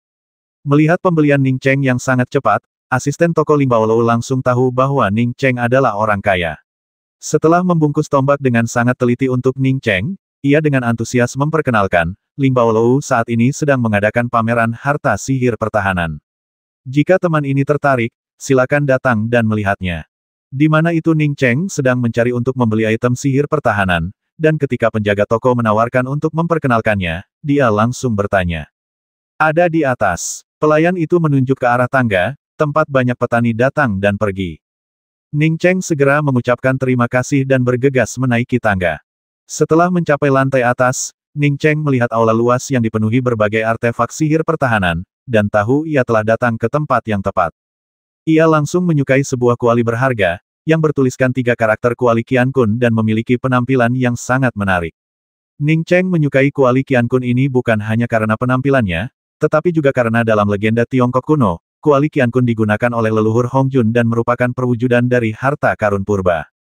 Ning Cheng tahu bahwa ini hanyalah legenda di bumi, dan dia juga tahu bahwa kuali Qiankun di depannya bukanlah yang dia pikirkan, tetapi dia tetap ingin membelinya. Ada banyak artefak sihir pertahanan di sini, dan cukup banyak kultivator berkerumun untuk menonton. Ning Cheng akhirnya berhasil mendekat ke depan kuali Qiankun, menunjuknya, dan berteriak, "Bos, aku mau kuali ini." Kuali Qiankun ini adalah artefak sihir pertahanan bermutu tinggi, dihargai 800.000 batu roh bermutu tinggi, harga yang sesuai dengan anggaran Ning Cheng. Aku sudah mengincar kuali Qiankun ini, dan aku menginginkannya. Suara lain terdengar di samping Ning Cheng, jelas menunjukkan bahwa orang itu mengincar hal yang sama dengan Ning Cheng. Ning Cheng menoleh ke arah orang yang telah merampoknya, dan saat dia mengenali siapa orang itu, hawa dingin menjalar di punggungnya. Tinggi dan pucat, bukankah dia ibel yang disebutkan Lan Su? Bagaimana mungkin makhluk buas di matanya ini ada di sini untuk bersaing dengannya memperebutkan kuali Qiankun? Tidak, Ning Cheng langsung menyadari ada yang tidak beres. Ia tidak menyadari orang ini ketika tiba. Orang ini mengejarnya, artinya orang ini datang khusus untuknya. Bagaimana mungkin seseorang sekuat dia bisa bersaing dengannya untuk mendapatkan artefak sihir pertahanan tingkat tinggi? Ning Cheng langsung tahu bahwa orang ini mengincar Lan Su. Saat pertama kali melihat pria ini, Lan Su langsung terkejut dan mengalihkan pandangannya, lalu buru-buru membawanya kembali ke Akademi Naga Phoenix melalui jalan memutar. Perilaku Lan Su yang tidak biasa inilah yang membuatnya curiga, hanya saja tidak jelas mengapa ia tidak mencari Lan Su saat itu, tetapi malah menemukannya setelah sekian hari. Pria yang luar biasa. Meskipun Lan Su, orang asing ini, ketakutan dan langsung mencoba pergi, ia tetap berhasil menangkapnya, dan bahkan setelah sekian lama, ia masih ingat wajahnya. Perlu diingat, ia hanya meliriknya saat itu, dan Lan Su bahkan tidak menatapnya. Pikiran-pikiran ini terlintas di benak Ning Cheng, dan ia segera tersadar. Ia tidak memberikan kuali Qiankun kepada pria berwajah pucat itu. Jika ia melakukannya, Itu akan menunjukkan bahwa ia dan Lan Su mewaspadainya, dan mungkin ia akan mengintensifkan pencariannya terhadap Lan Su. Kegagalannya mencari Lan Su menunjukkan bahwa ia tidak menyadari apa yang terjadi saat itu, sehingga ia tidak langsung mengikuti mereka. Karena ia tidak mengikuti mereka, artinya ia tidak tahu Lan Su tinggal di Akademi Naga Phoenix. Selama Lan Su tidak keluar, atau tidak mengenakan penyamaran yang sama seperti saat keluar, orang ini mungkin tidak mengenalinya. Menyadari bahwa orang ini pasti baru menyadari ada yang tidak beres setelahnya, Ning Cheng merasa jauh lebih tenang. Ia sengaja mengerutkan kening dan berkata, "Teman, waktu aku bilang aku menginginkannya, kau bahkan belum bicara. Kau sudah lama berdiri di sini tanpa membeli kuali Qian Kun ini, tapi sekarang setelah aku membelinya, kau juga ingin membelinya. Mungkinkah kau salah satu orang di toko ini sengaja berkonspirasi untuk menaikkan harga?" Ning Cheng tidak asal bicara. Tujuan pameran senjata ajaib Paviliun Lingbao adalah untuk menciptakan perang penawaran untuk barang yang sama. Bukan tidak mungkin mereka akan menyewa seseorang untuk sengaja bersaing dengan pembeli untuk barang yang sama. Mendengar kata-kata Ning Cheng, asisten toko yang bertugas menjual harta karun ajaib di daerah ini langsung protes, "Teman, jangan bicara omong kosong. Pelanggan yang baru saja meminta kuali Qian Kun bukan dari Lingbao Lou. Lingbao Lou adil dan jujur, dan kami tidak pernah melakukan praktik curang." Pria berwajah pucat itu mencibir dan berkata, "Saya di sini untuk membeli kuali Qian Kun ini secara terbuka dan jujur, tetapi Anda tidak berani membeli barang secara terbuka dan jujur." Mendengar ini, Ning Cheng menyadari bahwa orang itu telah mengetahui penyamarannya, dan ia merasa merinding. Ia tidak tahu apakah orang ini menyadari bahwa Lan Su sedang menyamar. Namun, kecil kemungkinannya ia menyadarinya, karena saat itu mereka agak jauh, dan ia mungkin tidak memperhatikan Lan Su. Atau mungkin ia baru menyadari ada yang tidak beres setelahnya, dan mungkin tidak menyadari bahwa Lan Su sedang menyamar. Karena barang ini ada di ruang pameran, kita bisa mengadakan proses penawaran. "Kamu bilang kamu sudah di sini duluan, jadi kamu bisa menawar," kata Ning Cheng dengan nada agresif. Ya, karena semua orang sudah memperhatikannya, mari kita mulai menawar." Pelayan itu bereaksi sangat cepat saat itu dan langsung menyemangati Ning Cheng dan pria berwajah pucat itu untuk saling menawar. Pria berwajah pucat itu melirik Ning Cheng dan dengan santai berkata, "Saya akan menawarkan 800.000 batu roh." Jika Ning Cheng berani menambahkan 1 batu roh pun, dia akan langsung mencari alasan untuk menyusahkan Ning Cheng dan membawanya pergi. Mencari alasan itu terlalu mudah. Ning Cheng tiba-tiba bertanya kepada penjaga toko dengan sopan, "Maaf, saya baru saja membeli senjata spiritual kelas menengah dari Anda, tetapi saya tidak punya cukup batu spiritual saat ini. Bisakah Anda mengembalikannya?" Pria itu berkata sambil tersenyum paksa, "Daur ulang mungkin dilakukan, tetapi harganya setengahnya. Tapi aku belum menggunakannya, aku bahkan belum memurnikannya," kata Ning Cheng, merasa dirugikan. Pelayan itu masih tersenyum dan berkata, "Tidak ada yang bisa kami lakukan, itu peraturan di Lingbao Lou. Kalau begitu, lupakan saja. Aku hanya punya 600.000 batu roh. Awalnya aku ingin mencoba menawar harganya, tapi sekarang aku terpaksa menyerah," kata Ning Cheng dengan ekspresi khawatir, lalu berbalik dan bergegas turun. Orang-orang di sekitarnya tertawa terbahak-bahak, jelas-jelas mengejek Ning Cheng karena memulai dengan kuat tetapi mengakhiri dengan lemah. Pria berwajah pucat itu mengerutkan kening, tak menyangka Ning Cheng akan memberikannya tanpa menambahkan 1 batu roh pun. Ia dengan santai melemparkan sebuah kantong penyimpanan dan berkata, "Ini 800.000 batu roh. Cepat berikan padaku." Ya, si penjaga toko cepat-cepat menyimpan batu-batu roh, lalu mengeluarkan kuali Qian Kun, membungkusnya, dan menyerahkannya kepada lelaki berwajah pucat itu. Pria berwajah pucat itu meraih barang-barangnya dan bergegas keluar dari menara Lingbao. Tepat ketika ia mengira Ning Cheng hendak melarikan diri, ia mendapati Ning Cheng berjalan santai bersama seorang pria tua. Kultivasi pria tua itu ternyata tak kalah hebat darinya. Ia segera memperlambat langkahnya, bergumam dalam hati, "Mungkinkah ini hanya imajinasiku?" Terlepas dari apakah itu salah persepsi atau tidak, ia telah memutuskan untuk membawa Ning Cheng pergi, mencari tahu kebenarannya, lalu membasminya. Aturannya adalah ia bisa saja melakukan kesalahan, tetapi ia tidak akan pernah meninggalkan kecurigaan sekecil apapun. Senior ini pasti salah satu dari tentara kultivator 9 provinsiku. Ning Cheng berbicara dengan hormat saat dia menyusul pria tua itu. "Kau mengenaliku?" Pria tua itu menatap Ning Cheng dengan curiga. Ning Cheng baru mencapai tahap pembentukan fondasi dan bahkan sudah menyamar, tetapi pria tua itu yakin ia tidak mengingat Ning Cheng. Ning Cheng buru-buru berkata dengan nada bingung, junior ini hanyalah seorang perwira junior di pasukan kultivator Jiasu. Saya merasakan ketulusan dari Anda, senior, yang sama seperti ketulusan tanpa rasa takut dari komandan pasukan kultivator. Saya sangat mengagumi Anda dan datang ke sini untuk menyapa Anda dan menyampaikan rasa hormat saya. Pria tua itu sangat senang dengan kata-kata Ning Cheng, dan bahkan melupakan penyamaran Ning Cheng. Dia mengangguk dan berkata, lumayan, matamu memang jeli. Namun, mereka yang berasal dari pasukan kultivator 9 provinsiku semuanya memiliki semangat kebenaran seperti ini, jadi wajar saja kalau kau bisa mengenaliku. Kau adalah komandan junior di pasukan kultivator Jiasu, jadi kau pasti juga ada di sini untuk berpartisipasi dalam jalur aturan, kan? Seorang kultivator pendirian fondasi dari Ning Cheng berinisiatif untuk berbicara dengannya, dan suaranya begitu bersemangat hingga sedikit bergetar, yang tak diragukan lagi karena kekagumannya. Pria tua itu tidak terlalu mempermasalahkannya. Tanpa disadarinya, Ning Cheng sudah meliriknya. Saat Ning Cheng pertama kali turun dari kapal, ia melihat Kong Peng Peng dan para jenderal Jiazu lainnya mengikutinya dengan hati-hati. Ning Cheng menduga lelaki tua itu tidak akan menyadarinya saat itu, dan kalaupun menyadarinya, ia mungkin tidak akan bisa membedakannya karena ia sedang menyamar.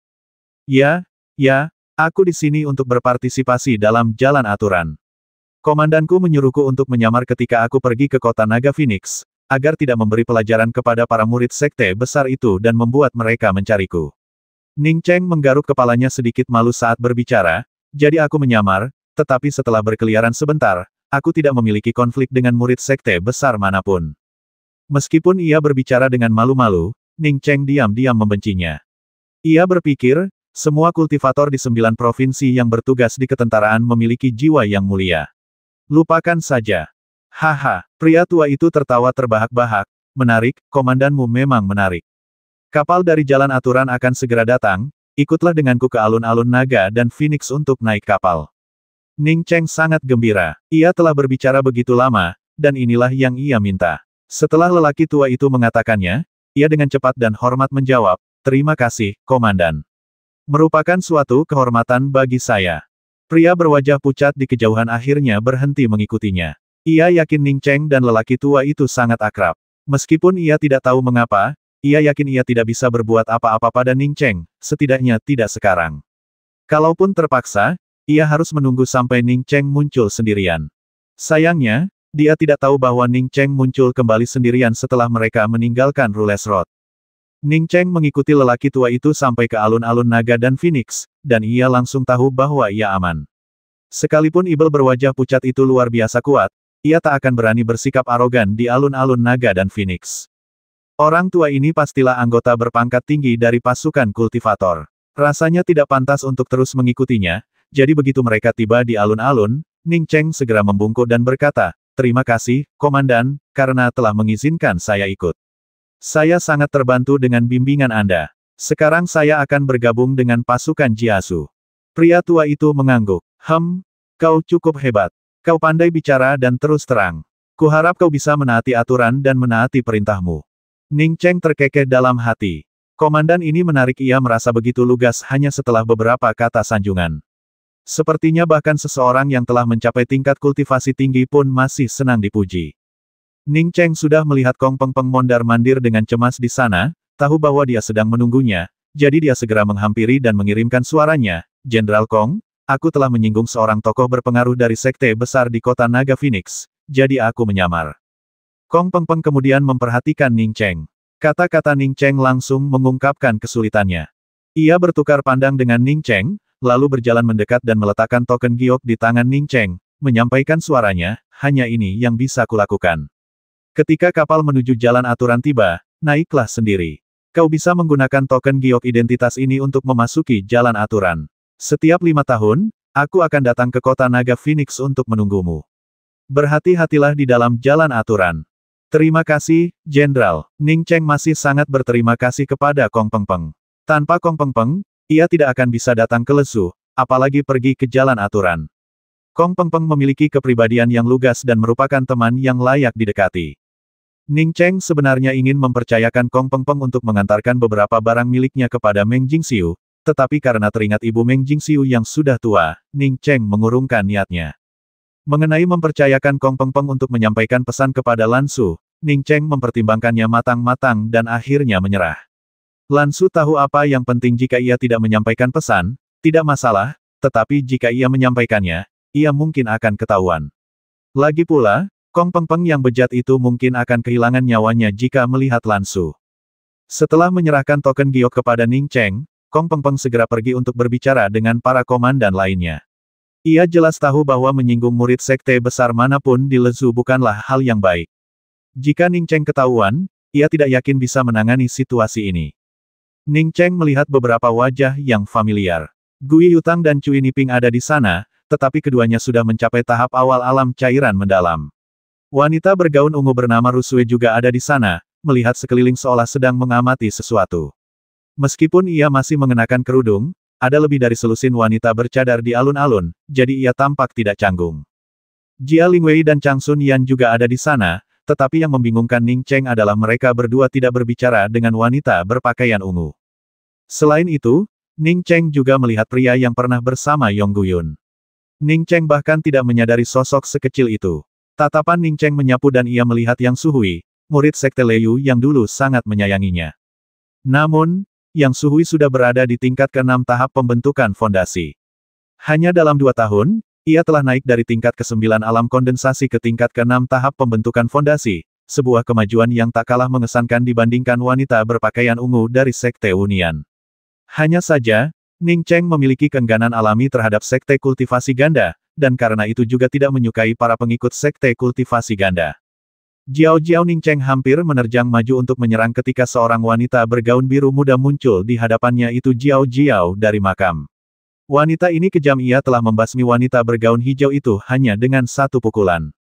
Tidak hanya itu, ia juga menjalin hubungan dengan si Kong Kai. Ia akan membasmi wanita manapun yang ditangkap oleh si Kong Kai. Kehadirannya di sini berarti ia tahu si Kong Kai telah terbasmi. Wanita ini, yang mewakili sekte tak dikenal, memasuki jalan aturan dan bahkan mengamankan tempat. Kilatan niat membasmi melintas di benak Ning Cheng, ia memutuskan untuk melenyapkan wanita ini di jalan aturan. Seolah merasakan niat membasmi Ning Cheng, wanita bernama Jiao itu menoleh untuk menatapnya. Ning Cheng segera menundukkan kepalanya, ia tidak ingin memperlihatkan dirinya saat ini. Ada banyak orang di jalan aturan yang ingin membasminya. Belum lagi seseorang di Yixinghai pasti akan mencoba menyakitinya, bahkan Ni Gang pun tidak akan membiarkannya pergi. Pada saat ini, Ni Gang juga melihat sekeliling, jelas sedang mencari keberadaan Ning Cheng. Bayangan hitam bersiul mendekat dari jauh, dan sesaat kemudian, ia mendarat di Dragon and Phoenix Square. Pesawat luar angkasa telah tiba. Semua murid di jalan aturan, segera naik ke pesawat dan menuju jalan aturan. Seorang pria parubaya terbang ke udara dan berteriak ketika melihat pesawat luar angkasa berhenti di alun-alun. 5 atau 600 murid, kultivator, dan perwira militer dari berbagai sekte yang menuju jalan aturan menaiki pesawat ruang angkasa satu demi satu, dan Ning Cheng mengikuti di belakang. Ning Cheng merasakan bahwa pesawat ini agak berbeda dari pesawat ruang angkasa biasa, tetapi ia tidak bisa menjelaskan dengan tepat apa perbedaannya. Begitu semua orang sudah naik, palka pesawat ruang angkasa langsung tertutup, dan Ning Cheng diam-diam menemukan sudut untuk duduk. Selain para kultivator pembentukan fondasi, ada juga kultivator cairan mendalam dan inti mendalam yang berpartisipasi dalam jalur aturan. Jika tidak ingin menimbulkan masalah, mencari tempat duduk sendiri adalah pilihan terbaik. Begitu Ning Cheng duduk, pesawat ruang angkasa itu bergetar sedikit, dan semua orang tahu bahwa pesawat ruang angkasa itu telah mulai bergerak. Semua orang di kapal ingin tahu apa yang terjadi di luar dan di mana pintu masuk ke jalan aturan berada. Namun, kapal itu sepenuhnya tertutup, dan akal sehat sama sekali tidak mampu menembus pertahanannya. Karena tidak ada kegiatan lain, beberapa kultivator yang familiar di kapal berkumpul untuk membahas situasi di dalam jalan aturan. Mereka yang tidak memiliki kenalan, seperti Ning Cheng, menemukan sudut untuk duduk sendiri. Pintu masuk ke jalan aturan tampak sangat jauh, pesawat ruang angkasa itu telah terbang selama setengah hari dan masih bergerak. Semuanya, jalan aturan selalu menjadi perjalanan yang berbahaya dengan peluang bertahan hidup yang tipis. Belum lagi banyaknya senior di jalan aturan, penambahan kultivator dari Yixinghai hanya akan meningkatkan ancaman bagi kita. Jika kita ingin bertahan hidup di jalan aturan, kurasa kita harus bersatu dan membentuk tim. Aku Zuozian dari Sekte Senjata Niat Ekstrim Feng Shu. Siapapun yang bersedia bekerja sama denganku, silakan berdiri di pihakku. Sebuah suara penuh semangat membuyarkan lamunan Ning Cheng. Ning Cheng melihat bahwa yang berbicara adalah seorang kultivator pria paruh baya berwajah persegi dan beralis tebal, yang sudah berada di tingkat kelima alam inti mendalam, jauh melampauinya. Saudara Zuo, saya orang pertama yang menyetujui pembentukan tim Anda. Saya bersedia bergabung dengan tim Anda. Begitu Zuo Zian selesai berbicara, seseorang menggemakan kesediaannya untuk bergabung. Setelah yang pertama terbentuk, yang kedua menyusul, dan segera tim Zuo Zian telah berkembang menjadi lebih dari selusin orang. Zuo Zian memimpin pembentukan tim, dan beberapa kultivator Xuan dan dari sekte yang lebih besar mengikutinya. Dalam waktu singkat, seluruh kabin dipenuhi orang-orang yang membentuk tim. Meskipun aturan jalur tersebut memperbolehkan kultivator Xuan dan untuk bergabung, pada kenyataannya, tidak banyak kultivator Xuan dan yang benar-benar datang paling banyak, mereka hanya 1/10 dari semua orang. Ini bukan karena sekte-sekte besar tidak memiliki cukup kultivator Xuan dan, melainkan karena semua sekte tahu betapa berharganya titik-titik di jalan aturan. Bergabung dengan jalan aturan membutuhkan tingkat pemahaman dan bakat tertentu tanpa bakat itu, bergabung ibarat kura-kura yang membuang jelai. Tempat-tempat berharga ini seharusnya diberikan kepada murid-murid sekte yang paling berbakat dan berorientasi pada pemahaman. Setelah murid-murid ini memasuki jalan aturan, dengan sumber daya kultivasi yang memadai, mereka dapat dengan cepat maju ke tahap inti mendalam, menjadi tokoh-tokoh kuat dalam jalan aturan. Ini lebih langsung dan berharga daripada memasuki jalan aturan setelah mencapai tahap inti mendalam. Dalam waktu setengah jam yang singkat, kebisingan di kabin kembali mereda. Kecuali beberapa individu, sebagian besar sudah membentuk tim. Beberapa murid dari Sekte Bintang 9 tidak hanya berpartisipasi secara individu sekte mereka dapat dengan mudah membentuk setengah tim. Kak, ini Hang Jiao Jiao. Kulihat kau sama sepertiku, belum bergabung dalam tim. Bagaimana kalau kita bergabung dengan beberapa orang seorang wanita dengan aroma yang kuat menghampiri Ning Cheng, nadanya genit dan penuh ketergantungan, membuatnya sulit untuk menolak. Aromanya membawa daya tarik feminin yang tak terbantahkan, aroma lembut namun provokatif yang menyebar di udara. Beberapa kultivator pendirian yayasan di dekatnya bahkan secara naluriah mendekat ke wanita itu. Ning Cheng sudah lama ingin membasmi wanita ini, tetapi ia tak pernah menyangka wanita itu berani mendekatinya. Tiba-tiba ia berdiri dan berkata dengan dingin, "Enyahlah."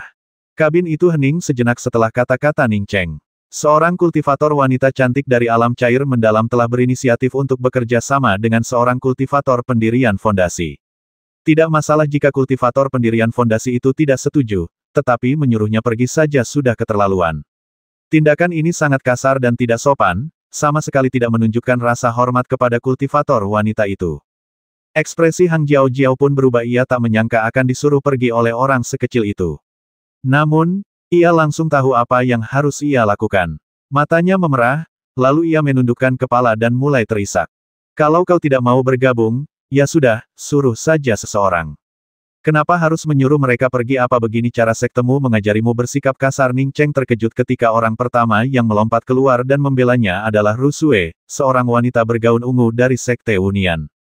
Wanita ini benar-benar usil. Semua orang di sini bisa membelanya, tapi seharusnya dia tidak melakukannya. Dia hampir terbelah dua oleh pedang Hang Jiao Jiao saat itu. Dia jelas buta dan tidak bisa membedakan mana yang benar dan mana yang salah. Ketika Ning Cheng mengutuk Hang Jiao Jiao, tak seorang pun bersedia berdiri, tetapi begitu wanita bergaun ungu dari Sekte Unian muncul, orang-orang langsung melangkah maju. Seorang pria dengan tingkat kultivasi Xuan dan yang sama mencibir dan berkata, "Seorang kultivator pendirian fondasi biasa berani bersikap begitu sombong? Saya Ke Penghai dari Akademi Cixiao. Hari ini, saya akan mengajak Anda bergabung dengan tim saya. Mau bergabung atau tidak?" Bahkan setelah 2 kehidupan, Ning Cheng telah menjadi jauh lebih duniawi, tenang, dan pendiam, tetapi ia masih muda dan penuh semangat. Mendengar ini, nafsu haus darahnya langsung tersulut, niat membasminya meluap, dan ia dengan dingin menjawab, "Aku tidak akan bergabung hari ini, apa yang bisa kau lakukan?" Dia membasmi 4 anggota Akademi Awan Merah di Lembah Kapak Murka. Masih ada orang-orang sombong seperti itu di Akademi. Jelas Akademi ini tidak bagus. Baiklah, aku akan memberimu pelajaran hari ini. Mari kita lihat apa yang bisa kau lakukan, kata Ke Penghai sambil melangkah maju dan hendak menyerang Ning Cheng. Sungguh unjuk kekuatan. Seorang kultivator Xuan dan berani menyerang seorang kultivator pendirian fondasi, Toy. Suara renyah lainnya membuat Ke Penghai berhenti. Jadi, dia suster muda Yan Ji dari Akademi Qingxia. Orang ini tadi sangat arogan, dan aku tidak tahan lagi, jadi aku memutuskan untuk memberinya pelajaran. Meskipun Ke Penghai memanggilnya suster muda, nadanya menjadi sangat hati-hati dan sopan. Ning Cheng sudah tenang. Ia tahu ia telah bertindak impulsif. Jika terjadi perkelahian, ia akan berada dalam posisi yang tidak menguntungkan melawan seorang kultivator Suandan. Ia bahkan tidak akan punya kesempatan untuk melawan sebelum ditahan. Yan Ji dari Akademi King Xia. Ning Cheng bingung. Dia belum pernah mendengar tentang akademi ini, apalagi memiliki hubungan dengannya. Mengapa Yan Ji membelanya seperti wanita bergaun ungu itu? Yan Ji juga mengenakan kerudung. Dari matanya yang cerah dan lembut, Ning Cheng tahu bahwa wanita ini jelas tidak kalah cantik dari wanita bergaun ungu itu. Dia mungkin sama memukaunya dengan wanita bergaun ungu itu, dan harus menutupi wajahnya dengan kerudung. Kakak senior Ji, pria ini berbicara kasar kepada seorang wanita, aku tidak tahan, itu sebabnya. Wanita bergaun ungu itu jelas mengenal Yan Ji, dan setelah mendengar kemarahan Yan Ji, dia segera menjelaskan dari samping. Yan Ji menyela wanita bergaun ungu itu, berkata dengan tenang, saudari muda Rusue, aku baru saja di sini, dan aku juga melihatnya dengan sangat jelas. Kau tak perlu menceritakan semua ini padaku. Mata setiap orang mewakili hatinya masing-masing. Meskipun sama, kita hanya melihat hal yang berbeda. Nalan Ruxue merasa sedikit tidak nyaman setelah diganggu oleh Yan Ji, tetapi ia tidak mengatakan apa-apa lagi. Melihat hal ini, Ke Penghai tidak ingin merepotkan Ning Cheng lagi, jadi ia hanya tersenyum canggung dan kembali ke timnya. Haha, adik perempuan Rusue dan adik perempuan Yan Ji dikenal sebagai teratai kembar Le Zhou, mereka sahabat karib. Kenapa harus bersedih karena orang yang tidak ada hubungannya? Tawa keras memecah keheningan, tetapi membuat Nalan Rusue semakin malu. Ia dan Yan Ji sama-sama cantik tak tertandingi, dikenal sebagai teratai kembar Le Zhou, tetapi prinsip hidup Yan Ji sangat berbeda darinya. Keduanya sudah saling kenal sejak lama, tetapi tidak pernah menjadi teman, apalagi sahabat. Ning Cheng memperhatikan bahwa orang yang tertawa terbahak-bahak itu adalah seorang pemuda tampan. Tak hanya tampan, ia juga memiliki tingkat kultivasi tingkat ke-8 dari tahap inti mendalam, menjadikannya salah satu individu terkuat yang hadir. Namun, Ning Cheng sangat jelas tentang apa yang dikatakan pria ini. Ia berbicara dengan manis, tetapi sebenarnya, ia mencoba menabur perselisihan, dengan sengaja menciptakan keretakan antara Yan Ji dan wanita bergaun ungu itu. Apa yang mungkin berawal dari perselisihan kecil di antara keduanya bisa berubah menjadi sesuatu yang jauh lebih tidak menyenangkan karena perkataan pria ini. Sekalipun mereka berdua tahu pria itu mencoba menabur perselisihan, keretakan tetap akan tumbuh di antara mereka. Yan Ji dan wanita bergaun ungu itu mengabaikan kata-kata kultivator pria tampan itu. Wanita bergaun ungu itu hanya diam, sementara Yan Ji berjalan menuju Ning Cheng. Salam, kakak senior, saya Yan Ji dari Akademi Bintang 8 King Xia di Lesu. Yan Ji menghampiri Ning Cheng dan dengan sopan menggenggam tangannya sebagai salam. Bahkan para kultivator di sekitarnya pun memandang Yan Ji dengan curiga. Yan Ji dan Nalan Ruxue dikenal sebagai teratai kembar lesu, dan Yan Ji sangat arogan. Bagaimana mungkin orang yang begitu arogan berinisiatif menyapa Ning Cheng, seorang kultivator yang tampak biasa saja. Ning Cheng saat ini berpakaian seperti seorang pria kurus, setengah baya, berusia 30-an, dengan ekspresi wajah yang lapuk, jelas bukan dari sekte besar manapun. Kultivasimu lebih tinggi dariku, jadi seharusnya aku yang memanggilmu kakak senior, kata Ning Cheng cepat. Ia juga tidak mengerti mengapa Yan Ji membantunya dan mengapa ia harus menyapanya. Yan Ji tersenyum tipis, menurutku, kultivasi hanya sementara. Mungkin suatu hari nanti kau sudah mencapai tahap jiwa baru lahir, sementara aku masih berkutat di tahap cairan mendalam. Menggunakan kultivasimu sendiri untuk menekan orang lain pada akhirnya akan menyebabkanmu ditekan oleh orang lain yang menggunakan kultivasi mereka sendiri. Bagiku, kau lebih tua dariku, jadi kau adalah kakak seniorku. Mendengar ini, Ning Cheng merasa jauh lebih baik terhadap Yan Ji. Kata-kata Yan Ji merupakan sindiran terhadap Ke Penghai, dan Ning Cheng sudah lama kesal dengan cara Ke Penghai berbicara sebelumnya. Wajah Ke Penghai muram, tetapi dia tidak bisa membantahnya secara langsung. Aku belum menanyakan namamu, kakak senior. Kamu dari mana? Tanya Yan Ji lagi ketika Ning Cheng belum memperkenalkan dirinya. Ning Cheng terpaksa berkata, namaku Cheng Xiaoning. Aku hanyalah seorang kultivator nakal. Beberapa tahun yang lalu, aku ditemukan oleh seorang jenderal di pasukan kultivator dan dibawa ke dalam pasukan. Tempat di jalan aturan ini juga merupakan penemuan yang beruntung. Jenderal itu melihat bahwa kemampuan pemahamanku cukup baik, jadi dia mengizinkanku berpartisipasi dalam jalan aturan. Kata-kata Ning Cheng langsung mengundang tawa orang-orang di sekitarnya. Seorang pria berusia 30-an yang masih berada di tahap pembentukan fondasi hampir tidak bisa dianggap memiliki kemampuan pemahaman yang memadai. Yan Ji berkata dengan acuh tak acuh, karena seorang kultivator dari Yi Xinghai telah memasuki jalan aturan kali ini, jalan aturan ini pasti penuh bahaya. Jika kakak senior Cheng tidak keberatan, kau bisa bergabung dengan kelompok kami. Sementara Ke Penghai membuat masalah, Ning Cheng sudah memikirkan cara untuk lolos dari nasibnya diburu segera setelah ia memasuki jalan aturan. Ia tidak takut pada Hang Jiao Jiao, tetapi Ke Penghai adalah seorang kultivator Suan dan ia jelas bukan tandingan seorang kultivator Suan dan saat ini. Terima kasih banyak, saudari muda Ji. Saya bersedia bergabung dengan kelompok Anda. Ning Cheng segera berterima kasih. Dengan tingkat kultivasinya saat ini, ajakan Yan Ji untuk bergabung dengan kelompok jelas untuk membantunya. Motif Yan Ji jelas berbeda dengan Hang Jiao Jiao, dan mengapa Yan Ji ingin membantunya, ia belum sepenuhnya mengerti. Wajah wanita bergaun ungu itu menjadi muram ketika mendengar bahwa Yan Ji tidak hanya menghentikannya menyerang Ning Cheng, tetapi juga secara langsung mengundang Ning Cheng untuk bergabung. Namun, saat itu ia sedang mengenakan kerudung, jadi tidak ada yang bisa melihatnya. Mendengar persetujuan Ning Cheng, Yan Ji dengan antusias memperkenalkan kelompok itu kepadanya, sambil berkata, kelompok saya adalah kelompok yang saya bentuk bersama kakak senior Siang dari Akademi Qingxia. Kakak senior Siang memiliki tingkat kultivasi tingkat ketiga alam inti mendalam, menjadikannya anggota terkuat di kelompok kami. Izinkan saya memperkenalkan kalian semua. Setelah perkenalan Yan Ji, Ning Cheng menyadari bahwa bahkan Wu Zemao, anggota terlemah dalam kelompok itu, berada di tingkat ke-9 tahap pembentukan fondasi. Yang terkuat adalah Siang, di tingkat ketiga tahap inti mendalam. Yang lainnya termasuk Si Likun di tingkat ke-6 tahap cairan mendalam, Yan Xin di tingkat ke-9, dan Hua Hong di tingkat ke-4. Ada juga dua kultivator wanita Huo Miaojing di tingkat ke-7 dan Ji Tingting di tingkat pertama. Seluruh kelompok, termasuk Ning Cheng, terdiri dari 9 orang. Selain Yan Ji, hanya Wu Zemou, yang berada di tingkat ke-9 tahap pembentukan pondasi, yang bersikap relatif sopan kepada Ning Cheng. Yang lainnya hanya mengangguk. Ning Cheng tahu bahwa orang-orang ini hanya mengangguk padanya karena Yan Ji jika tidak, mereka tidak akan memperhatikan seorang kultivator pendirian fondasi pada tingkat ke-4. Ketika Hang Jiao Jiao melihat Yan Ji membela Ning Cheng, ia tahu ia tak punya pilihan selain menerima nasibnya setelah disuruh pergi. Memanfaatkan kesempatan untuk berterima kasih kepada Ke Penghai, ia pun bergabung dengan tim Ke Penghai. Ning Cheng mencibir dalam hati, berpikir bahwa dengan membiarkan wanita ini bergabung dalam tim, dia berharap Ke Penghai setidaknya masih memiliki beberapa tulang yang tersisa.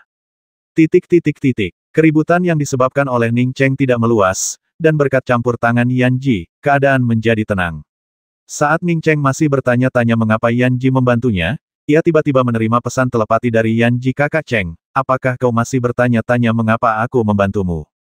Apakah wanita ini ibel? Bagaimana dia tahu apa yang dipikirkannya? Ning Cheng tanpa sadar menatap Yan Ji cukup lama.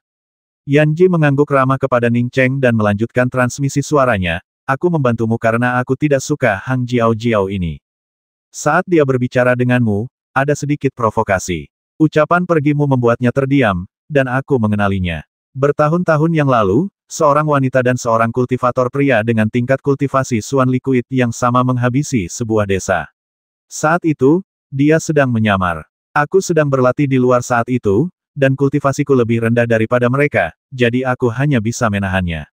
Setelah itu, aku tidak pernah bertemu mereka lagi. Tahukah kamu kenapa aku ingin kamu bergabung dengan timku? Kamu punya kepribadian yang agak sok benar dan pemarah, dan tindakanmu barusan sudah membuat beberapa orang ingin membasmimu. Saat Hang Jiao Jiao mendekatimu, pesona femininnya membawa sedikit aura pembasmi, yang mungkin tidak kamu sadari.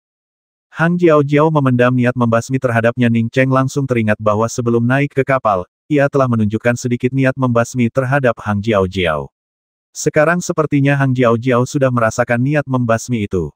Jika Yan Ji tidak mengingatkannya, ia tidak akan menyadari bahwa Hang Jiao Jiao ingin membasminya. Terima kasih atas bantuanmu, Suster Junior Ji. Kau hanya perlu membawaku ke tempat sepi dan membiarkanku pergi sendiri.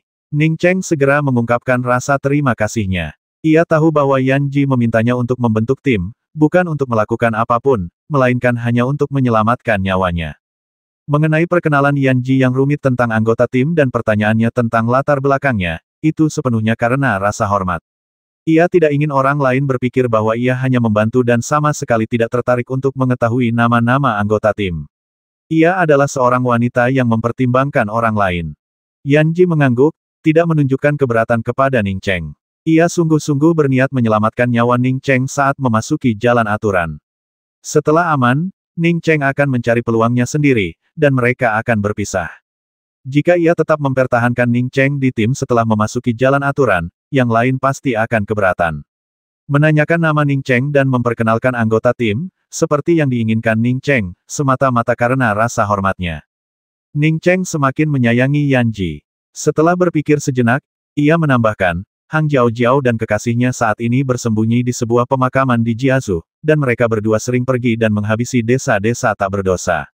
Ning Cheng teringat apa yang dikatakan Meng Jingxiu kepadanya saat mereka melarikan diri, sebuah desa hancur total dan tampak sangat hancur. Kini ia menyadari bahwa itu pasti dilakukan oleh Hang Jiao dan Si Kong Kei, yang telah ia basmi. Jadi begitulah, niat membasmi terpancar di mata Yan Ji, tapi dia tidak mengatakan apa-apa lagi.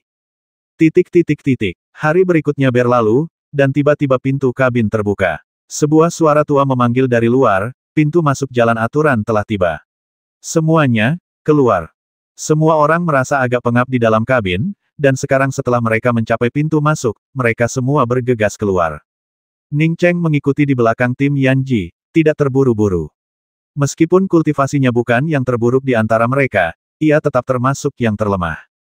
Setelah keluar dari kabin, Ning Cheng mendapati mereka berada di tanah batu biru yang halus dan mengkilap. Ia mengamati area itu dengan indera ilahinya, tetapi area itu terhalang sebelum mencapai lebih dari 2000 meter. Tanpa instruksi lebih lanjut, Ning Cheng hanya bisa berdiri di tanah batu biru bersama 5 atau 600 kultivator lain yang akan memasuki jalan aturan dan menunggu. Sekitar 1 jam kemudian, pesawat ruang angkasa lain mendarat di tanah batu biru yang sama. Pesawat ruang angkasa itu berhenti, dan sekitar 400 kultivator melangkah keluar. Mereka semua membawa jejak aroma air laut. Ning Cheng telah berpartisipasi dalam pertempuran Yi Xinghai dan langsung mengenali mereka sebagai kultivator dari Yi Xinghai yang akan berpartisipasi dalam jalan aturan. Jalan aturan akan segera dibuka, dan semua kultivator yang telah datang untuk berpartisipasi dalam jalan aturan telah tiba untuk pertama kalinya. Saat ini, tak seorang pun berbicara, dan keheningan total menyelimuti tanah batu biru itu. Setengah hari kemudian, riak samar tiba-tiba muncul di tengah tanah batu biru. Riak ini awalnya samar, tetapi seiring waktu, menjadi lebih jelas, membentuk pintu masuk persegi. Indra kedewaan Ning Cheng menyapu riak dari luar, tetapi terhalang olehnya, membuatnya sama sekali tidak menyadari apa yang ada di dalamnya. Pintu masuk ke jalan aturan telah terbuka. Semuanya, masuklah ke jalan aturan.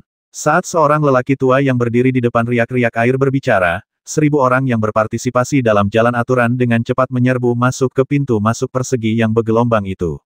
Ning Cheng merasakan beberapa indera ilahi mendarat padanya, tetapi ia tidak terburu-buru. Sebaliknya, ia mengikuti tim Yan Ji ke jalan aturan. Ning Cheng mengira jalan aturan mirip dengan alam rahasia, hanya sebuah dunia kecil yang terpisah.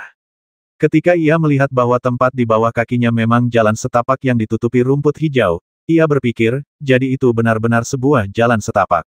Dao langit dan bumi yang utuh dirasakan oleh semua orang, dan kebanyakan orang berseru kaget. Beberapa orang merasakan aturan kultivasi yang lengkap ini dan pemahaman mereka meningkat tanpa terasa. Beberapa bahkan langsung duduk untuk menyempurnakan mantra dan teknik mereka. Ning Cheng juga merasakan sesuatu yang berbeda. Sepertinya pemahamannya tentang teknik kultivasi lebih mendalam di sini, dan pemahamannya tentang mantra dan niat kapak lebih menyeluruh. Namun, ia tidak mengalami kejutan yang sama seperti yang lain. Ia merasa jika ia bisa menenangkan diri dan memahami ketelitian dan kedalaman ini melalui asal Xuan Huang, ia bisa mencapai efek yang sama bahkan di luar. Yan Ji dan yang lainnya juga sangat gembira. Mereka mempercepat langkah dan bergerak maju. Ning Cheng mengikuti di belakang rombongan, indera kedewaannya meluas keluar. Di sini, indera kedewaannya tetap tidak terpengaruh. Awalnya, indera kedewaannya hanya bisa melihat jalan berumput selebar belasan meter. Seiring indera kedewaannya meluas, ia menemukan bahwa jalan itu menyerupai kipas yang memancar tanpa henti, semakin melebar hingga akhirnya, indera kedewaannya lenyap sepenuhnya, seperti lumpur yang tenggelam ke lautan. Ia tidak bisa lagi melihat tepi jalan, maupun arahnya. Namun, Ning Cheng menyadari beberapa indera ilahi yang terkunci padanya. Mereka adalah Ke Penghai dari Akademi Cixiao, Hang Jiao, dan kultivator Suan dan tingkat 8 yang telah menghasut wanita bergaun ungu dan Yan Ji. Namun, ketika kultivator Suan dan tingkat 8 itu melihat Ning Cheng mengikuti kelompok Yan Ji, ia berhenti mengunci Ning Cheng dan mengubah arah, lalu dengan cepat memimpin timnya pergi. Setelah berdiskusi singkat dengan Xiang, seorang kultivator Suan dan tingkat ketiga, Yan Ji memilih arah dan segera pergi. Baru pada saat itulah Ning Cheng menyadari bahwa kemanapun ia memilih, jalan di depannya selalu lebar dan tak terbatas. Jalan itu sama sekali bukan jalan sempit berumput yang ia lihat sebelumnya, yang lebarnya hanya 10 meter. Tempat ini sungguh asing. 9 orang itu bergerak cepat. Dalam sekejap, Ning Cheng tahu bahwa indera kedewaan yang menguncinya telah lenyap tanpa jejak. Yan Ji pun melambat, dan Ning Cheng mengerti bahwa sudah waktunya ia pergi. Terus mengikuti tim hanya akan mengganggu mereka. Yan Ji yang melambat memberinya kesempatan untuk mengucapkan selamat tinggal. Tepat saat Ning Cheng hendak pergi, serangkaian lolongan terdengar, lalu kepala serigala lebat yang tak terhitung jumlahnya muncul di depan mata semua orang. Itu kawanan Ibel serigala bergaris perak. Bentuk formasi melingkar saling membelakangi untuk menghalau Ibel serigala ini. Jangan coba kabur pakai benda sihir terbang, Ibel serigala bergaris perak bisa meluncur di udara, dan kau akan jatuh ke mulut mereka bahkan sebelum benda sihir terbang itu aktif. Yuang yang pertama mengerti dan langsung berteriak. Hampir bersamaan dengan teriakan Yuang, semua orang telah melepaskan pusaka sihir mereka. Ning Cheng berpikir sejenak dan mengeluarkan pedang terbang. Ia tidak mungkin mengeluarkan kapak Ibel sejati Taixunya, dan tombak panjang Duan Xuan yang baru saja dibelinya masih belum dimurnikan. Selain itu, ia juga memiliki tombak halberd yang sangat kuat, tetapi Ning Cheng berniat memberikannya kepada Meng Jingxiu, jadi tombak itu juga belum dimurnikan. Saat ini, ia tidak memiliki pusaka sihir lain selain pedang terbang. Yan Ji mengerutkan kening saat melihat Ning Cheng hanya memanggil pedang terbang, dan berbisik kepada Ning Cheng, tetaplah dekat denganku. Ning Cheng melirik para Ibel serigala yang mendekat mereka berdesakan rapat, masing-masing dihiasi pola cincin perak yang indah. Kebanyakan Ibel serigala ini berada di level 3 atau lebih tinggi, beberapa bahkan mencapai level 14. Meskipun tidak ada Ibel serigala level 5, Ning Cheng hanya memiliki 9 orang, sehingga tampak sulit untuk menembus kepungan mereka. Namun, Ning Cheng tidak khawatir. Ia memiliki sayap awan surgawi, pilihan terbaik untuk menghadapi Ibel serigala yang hanya bisa meluncur di udara. Jika ia sendirian, ia pasti sudah mengaktifkan sayap awan surgawi dan pergi.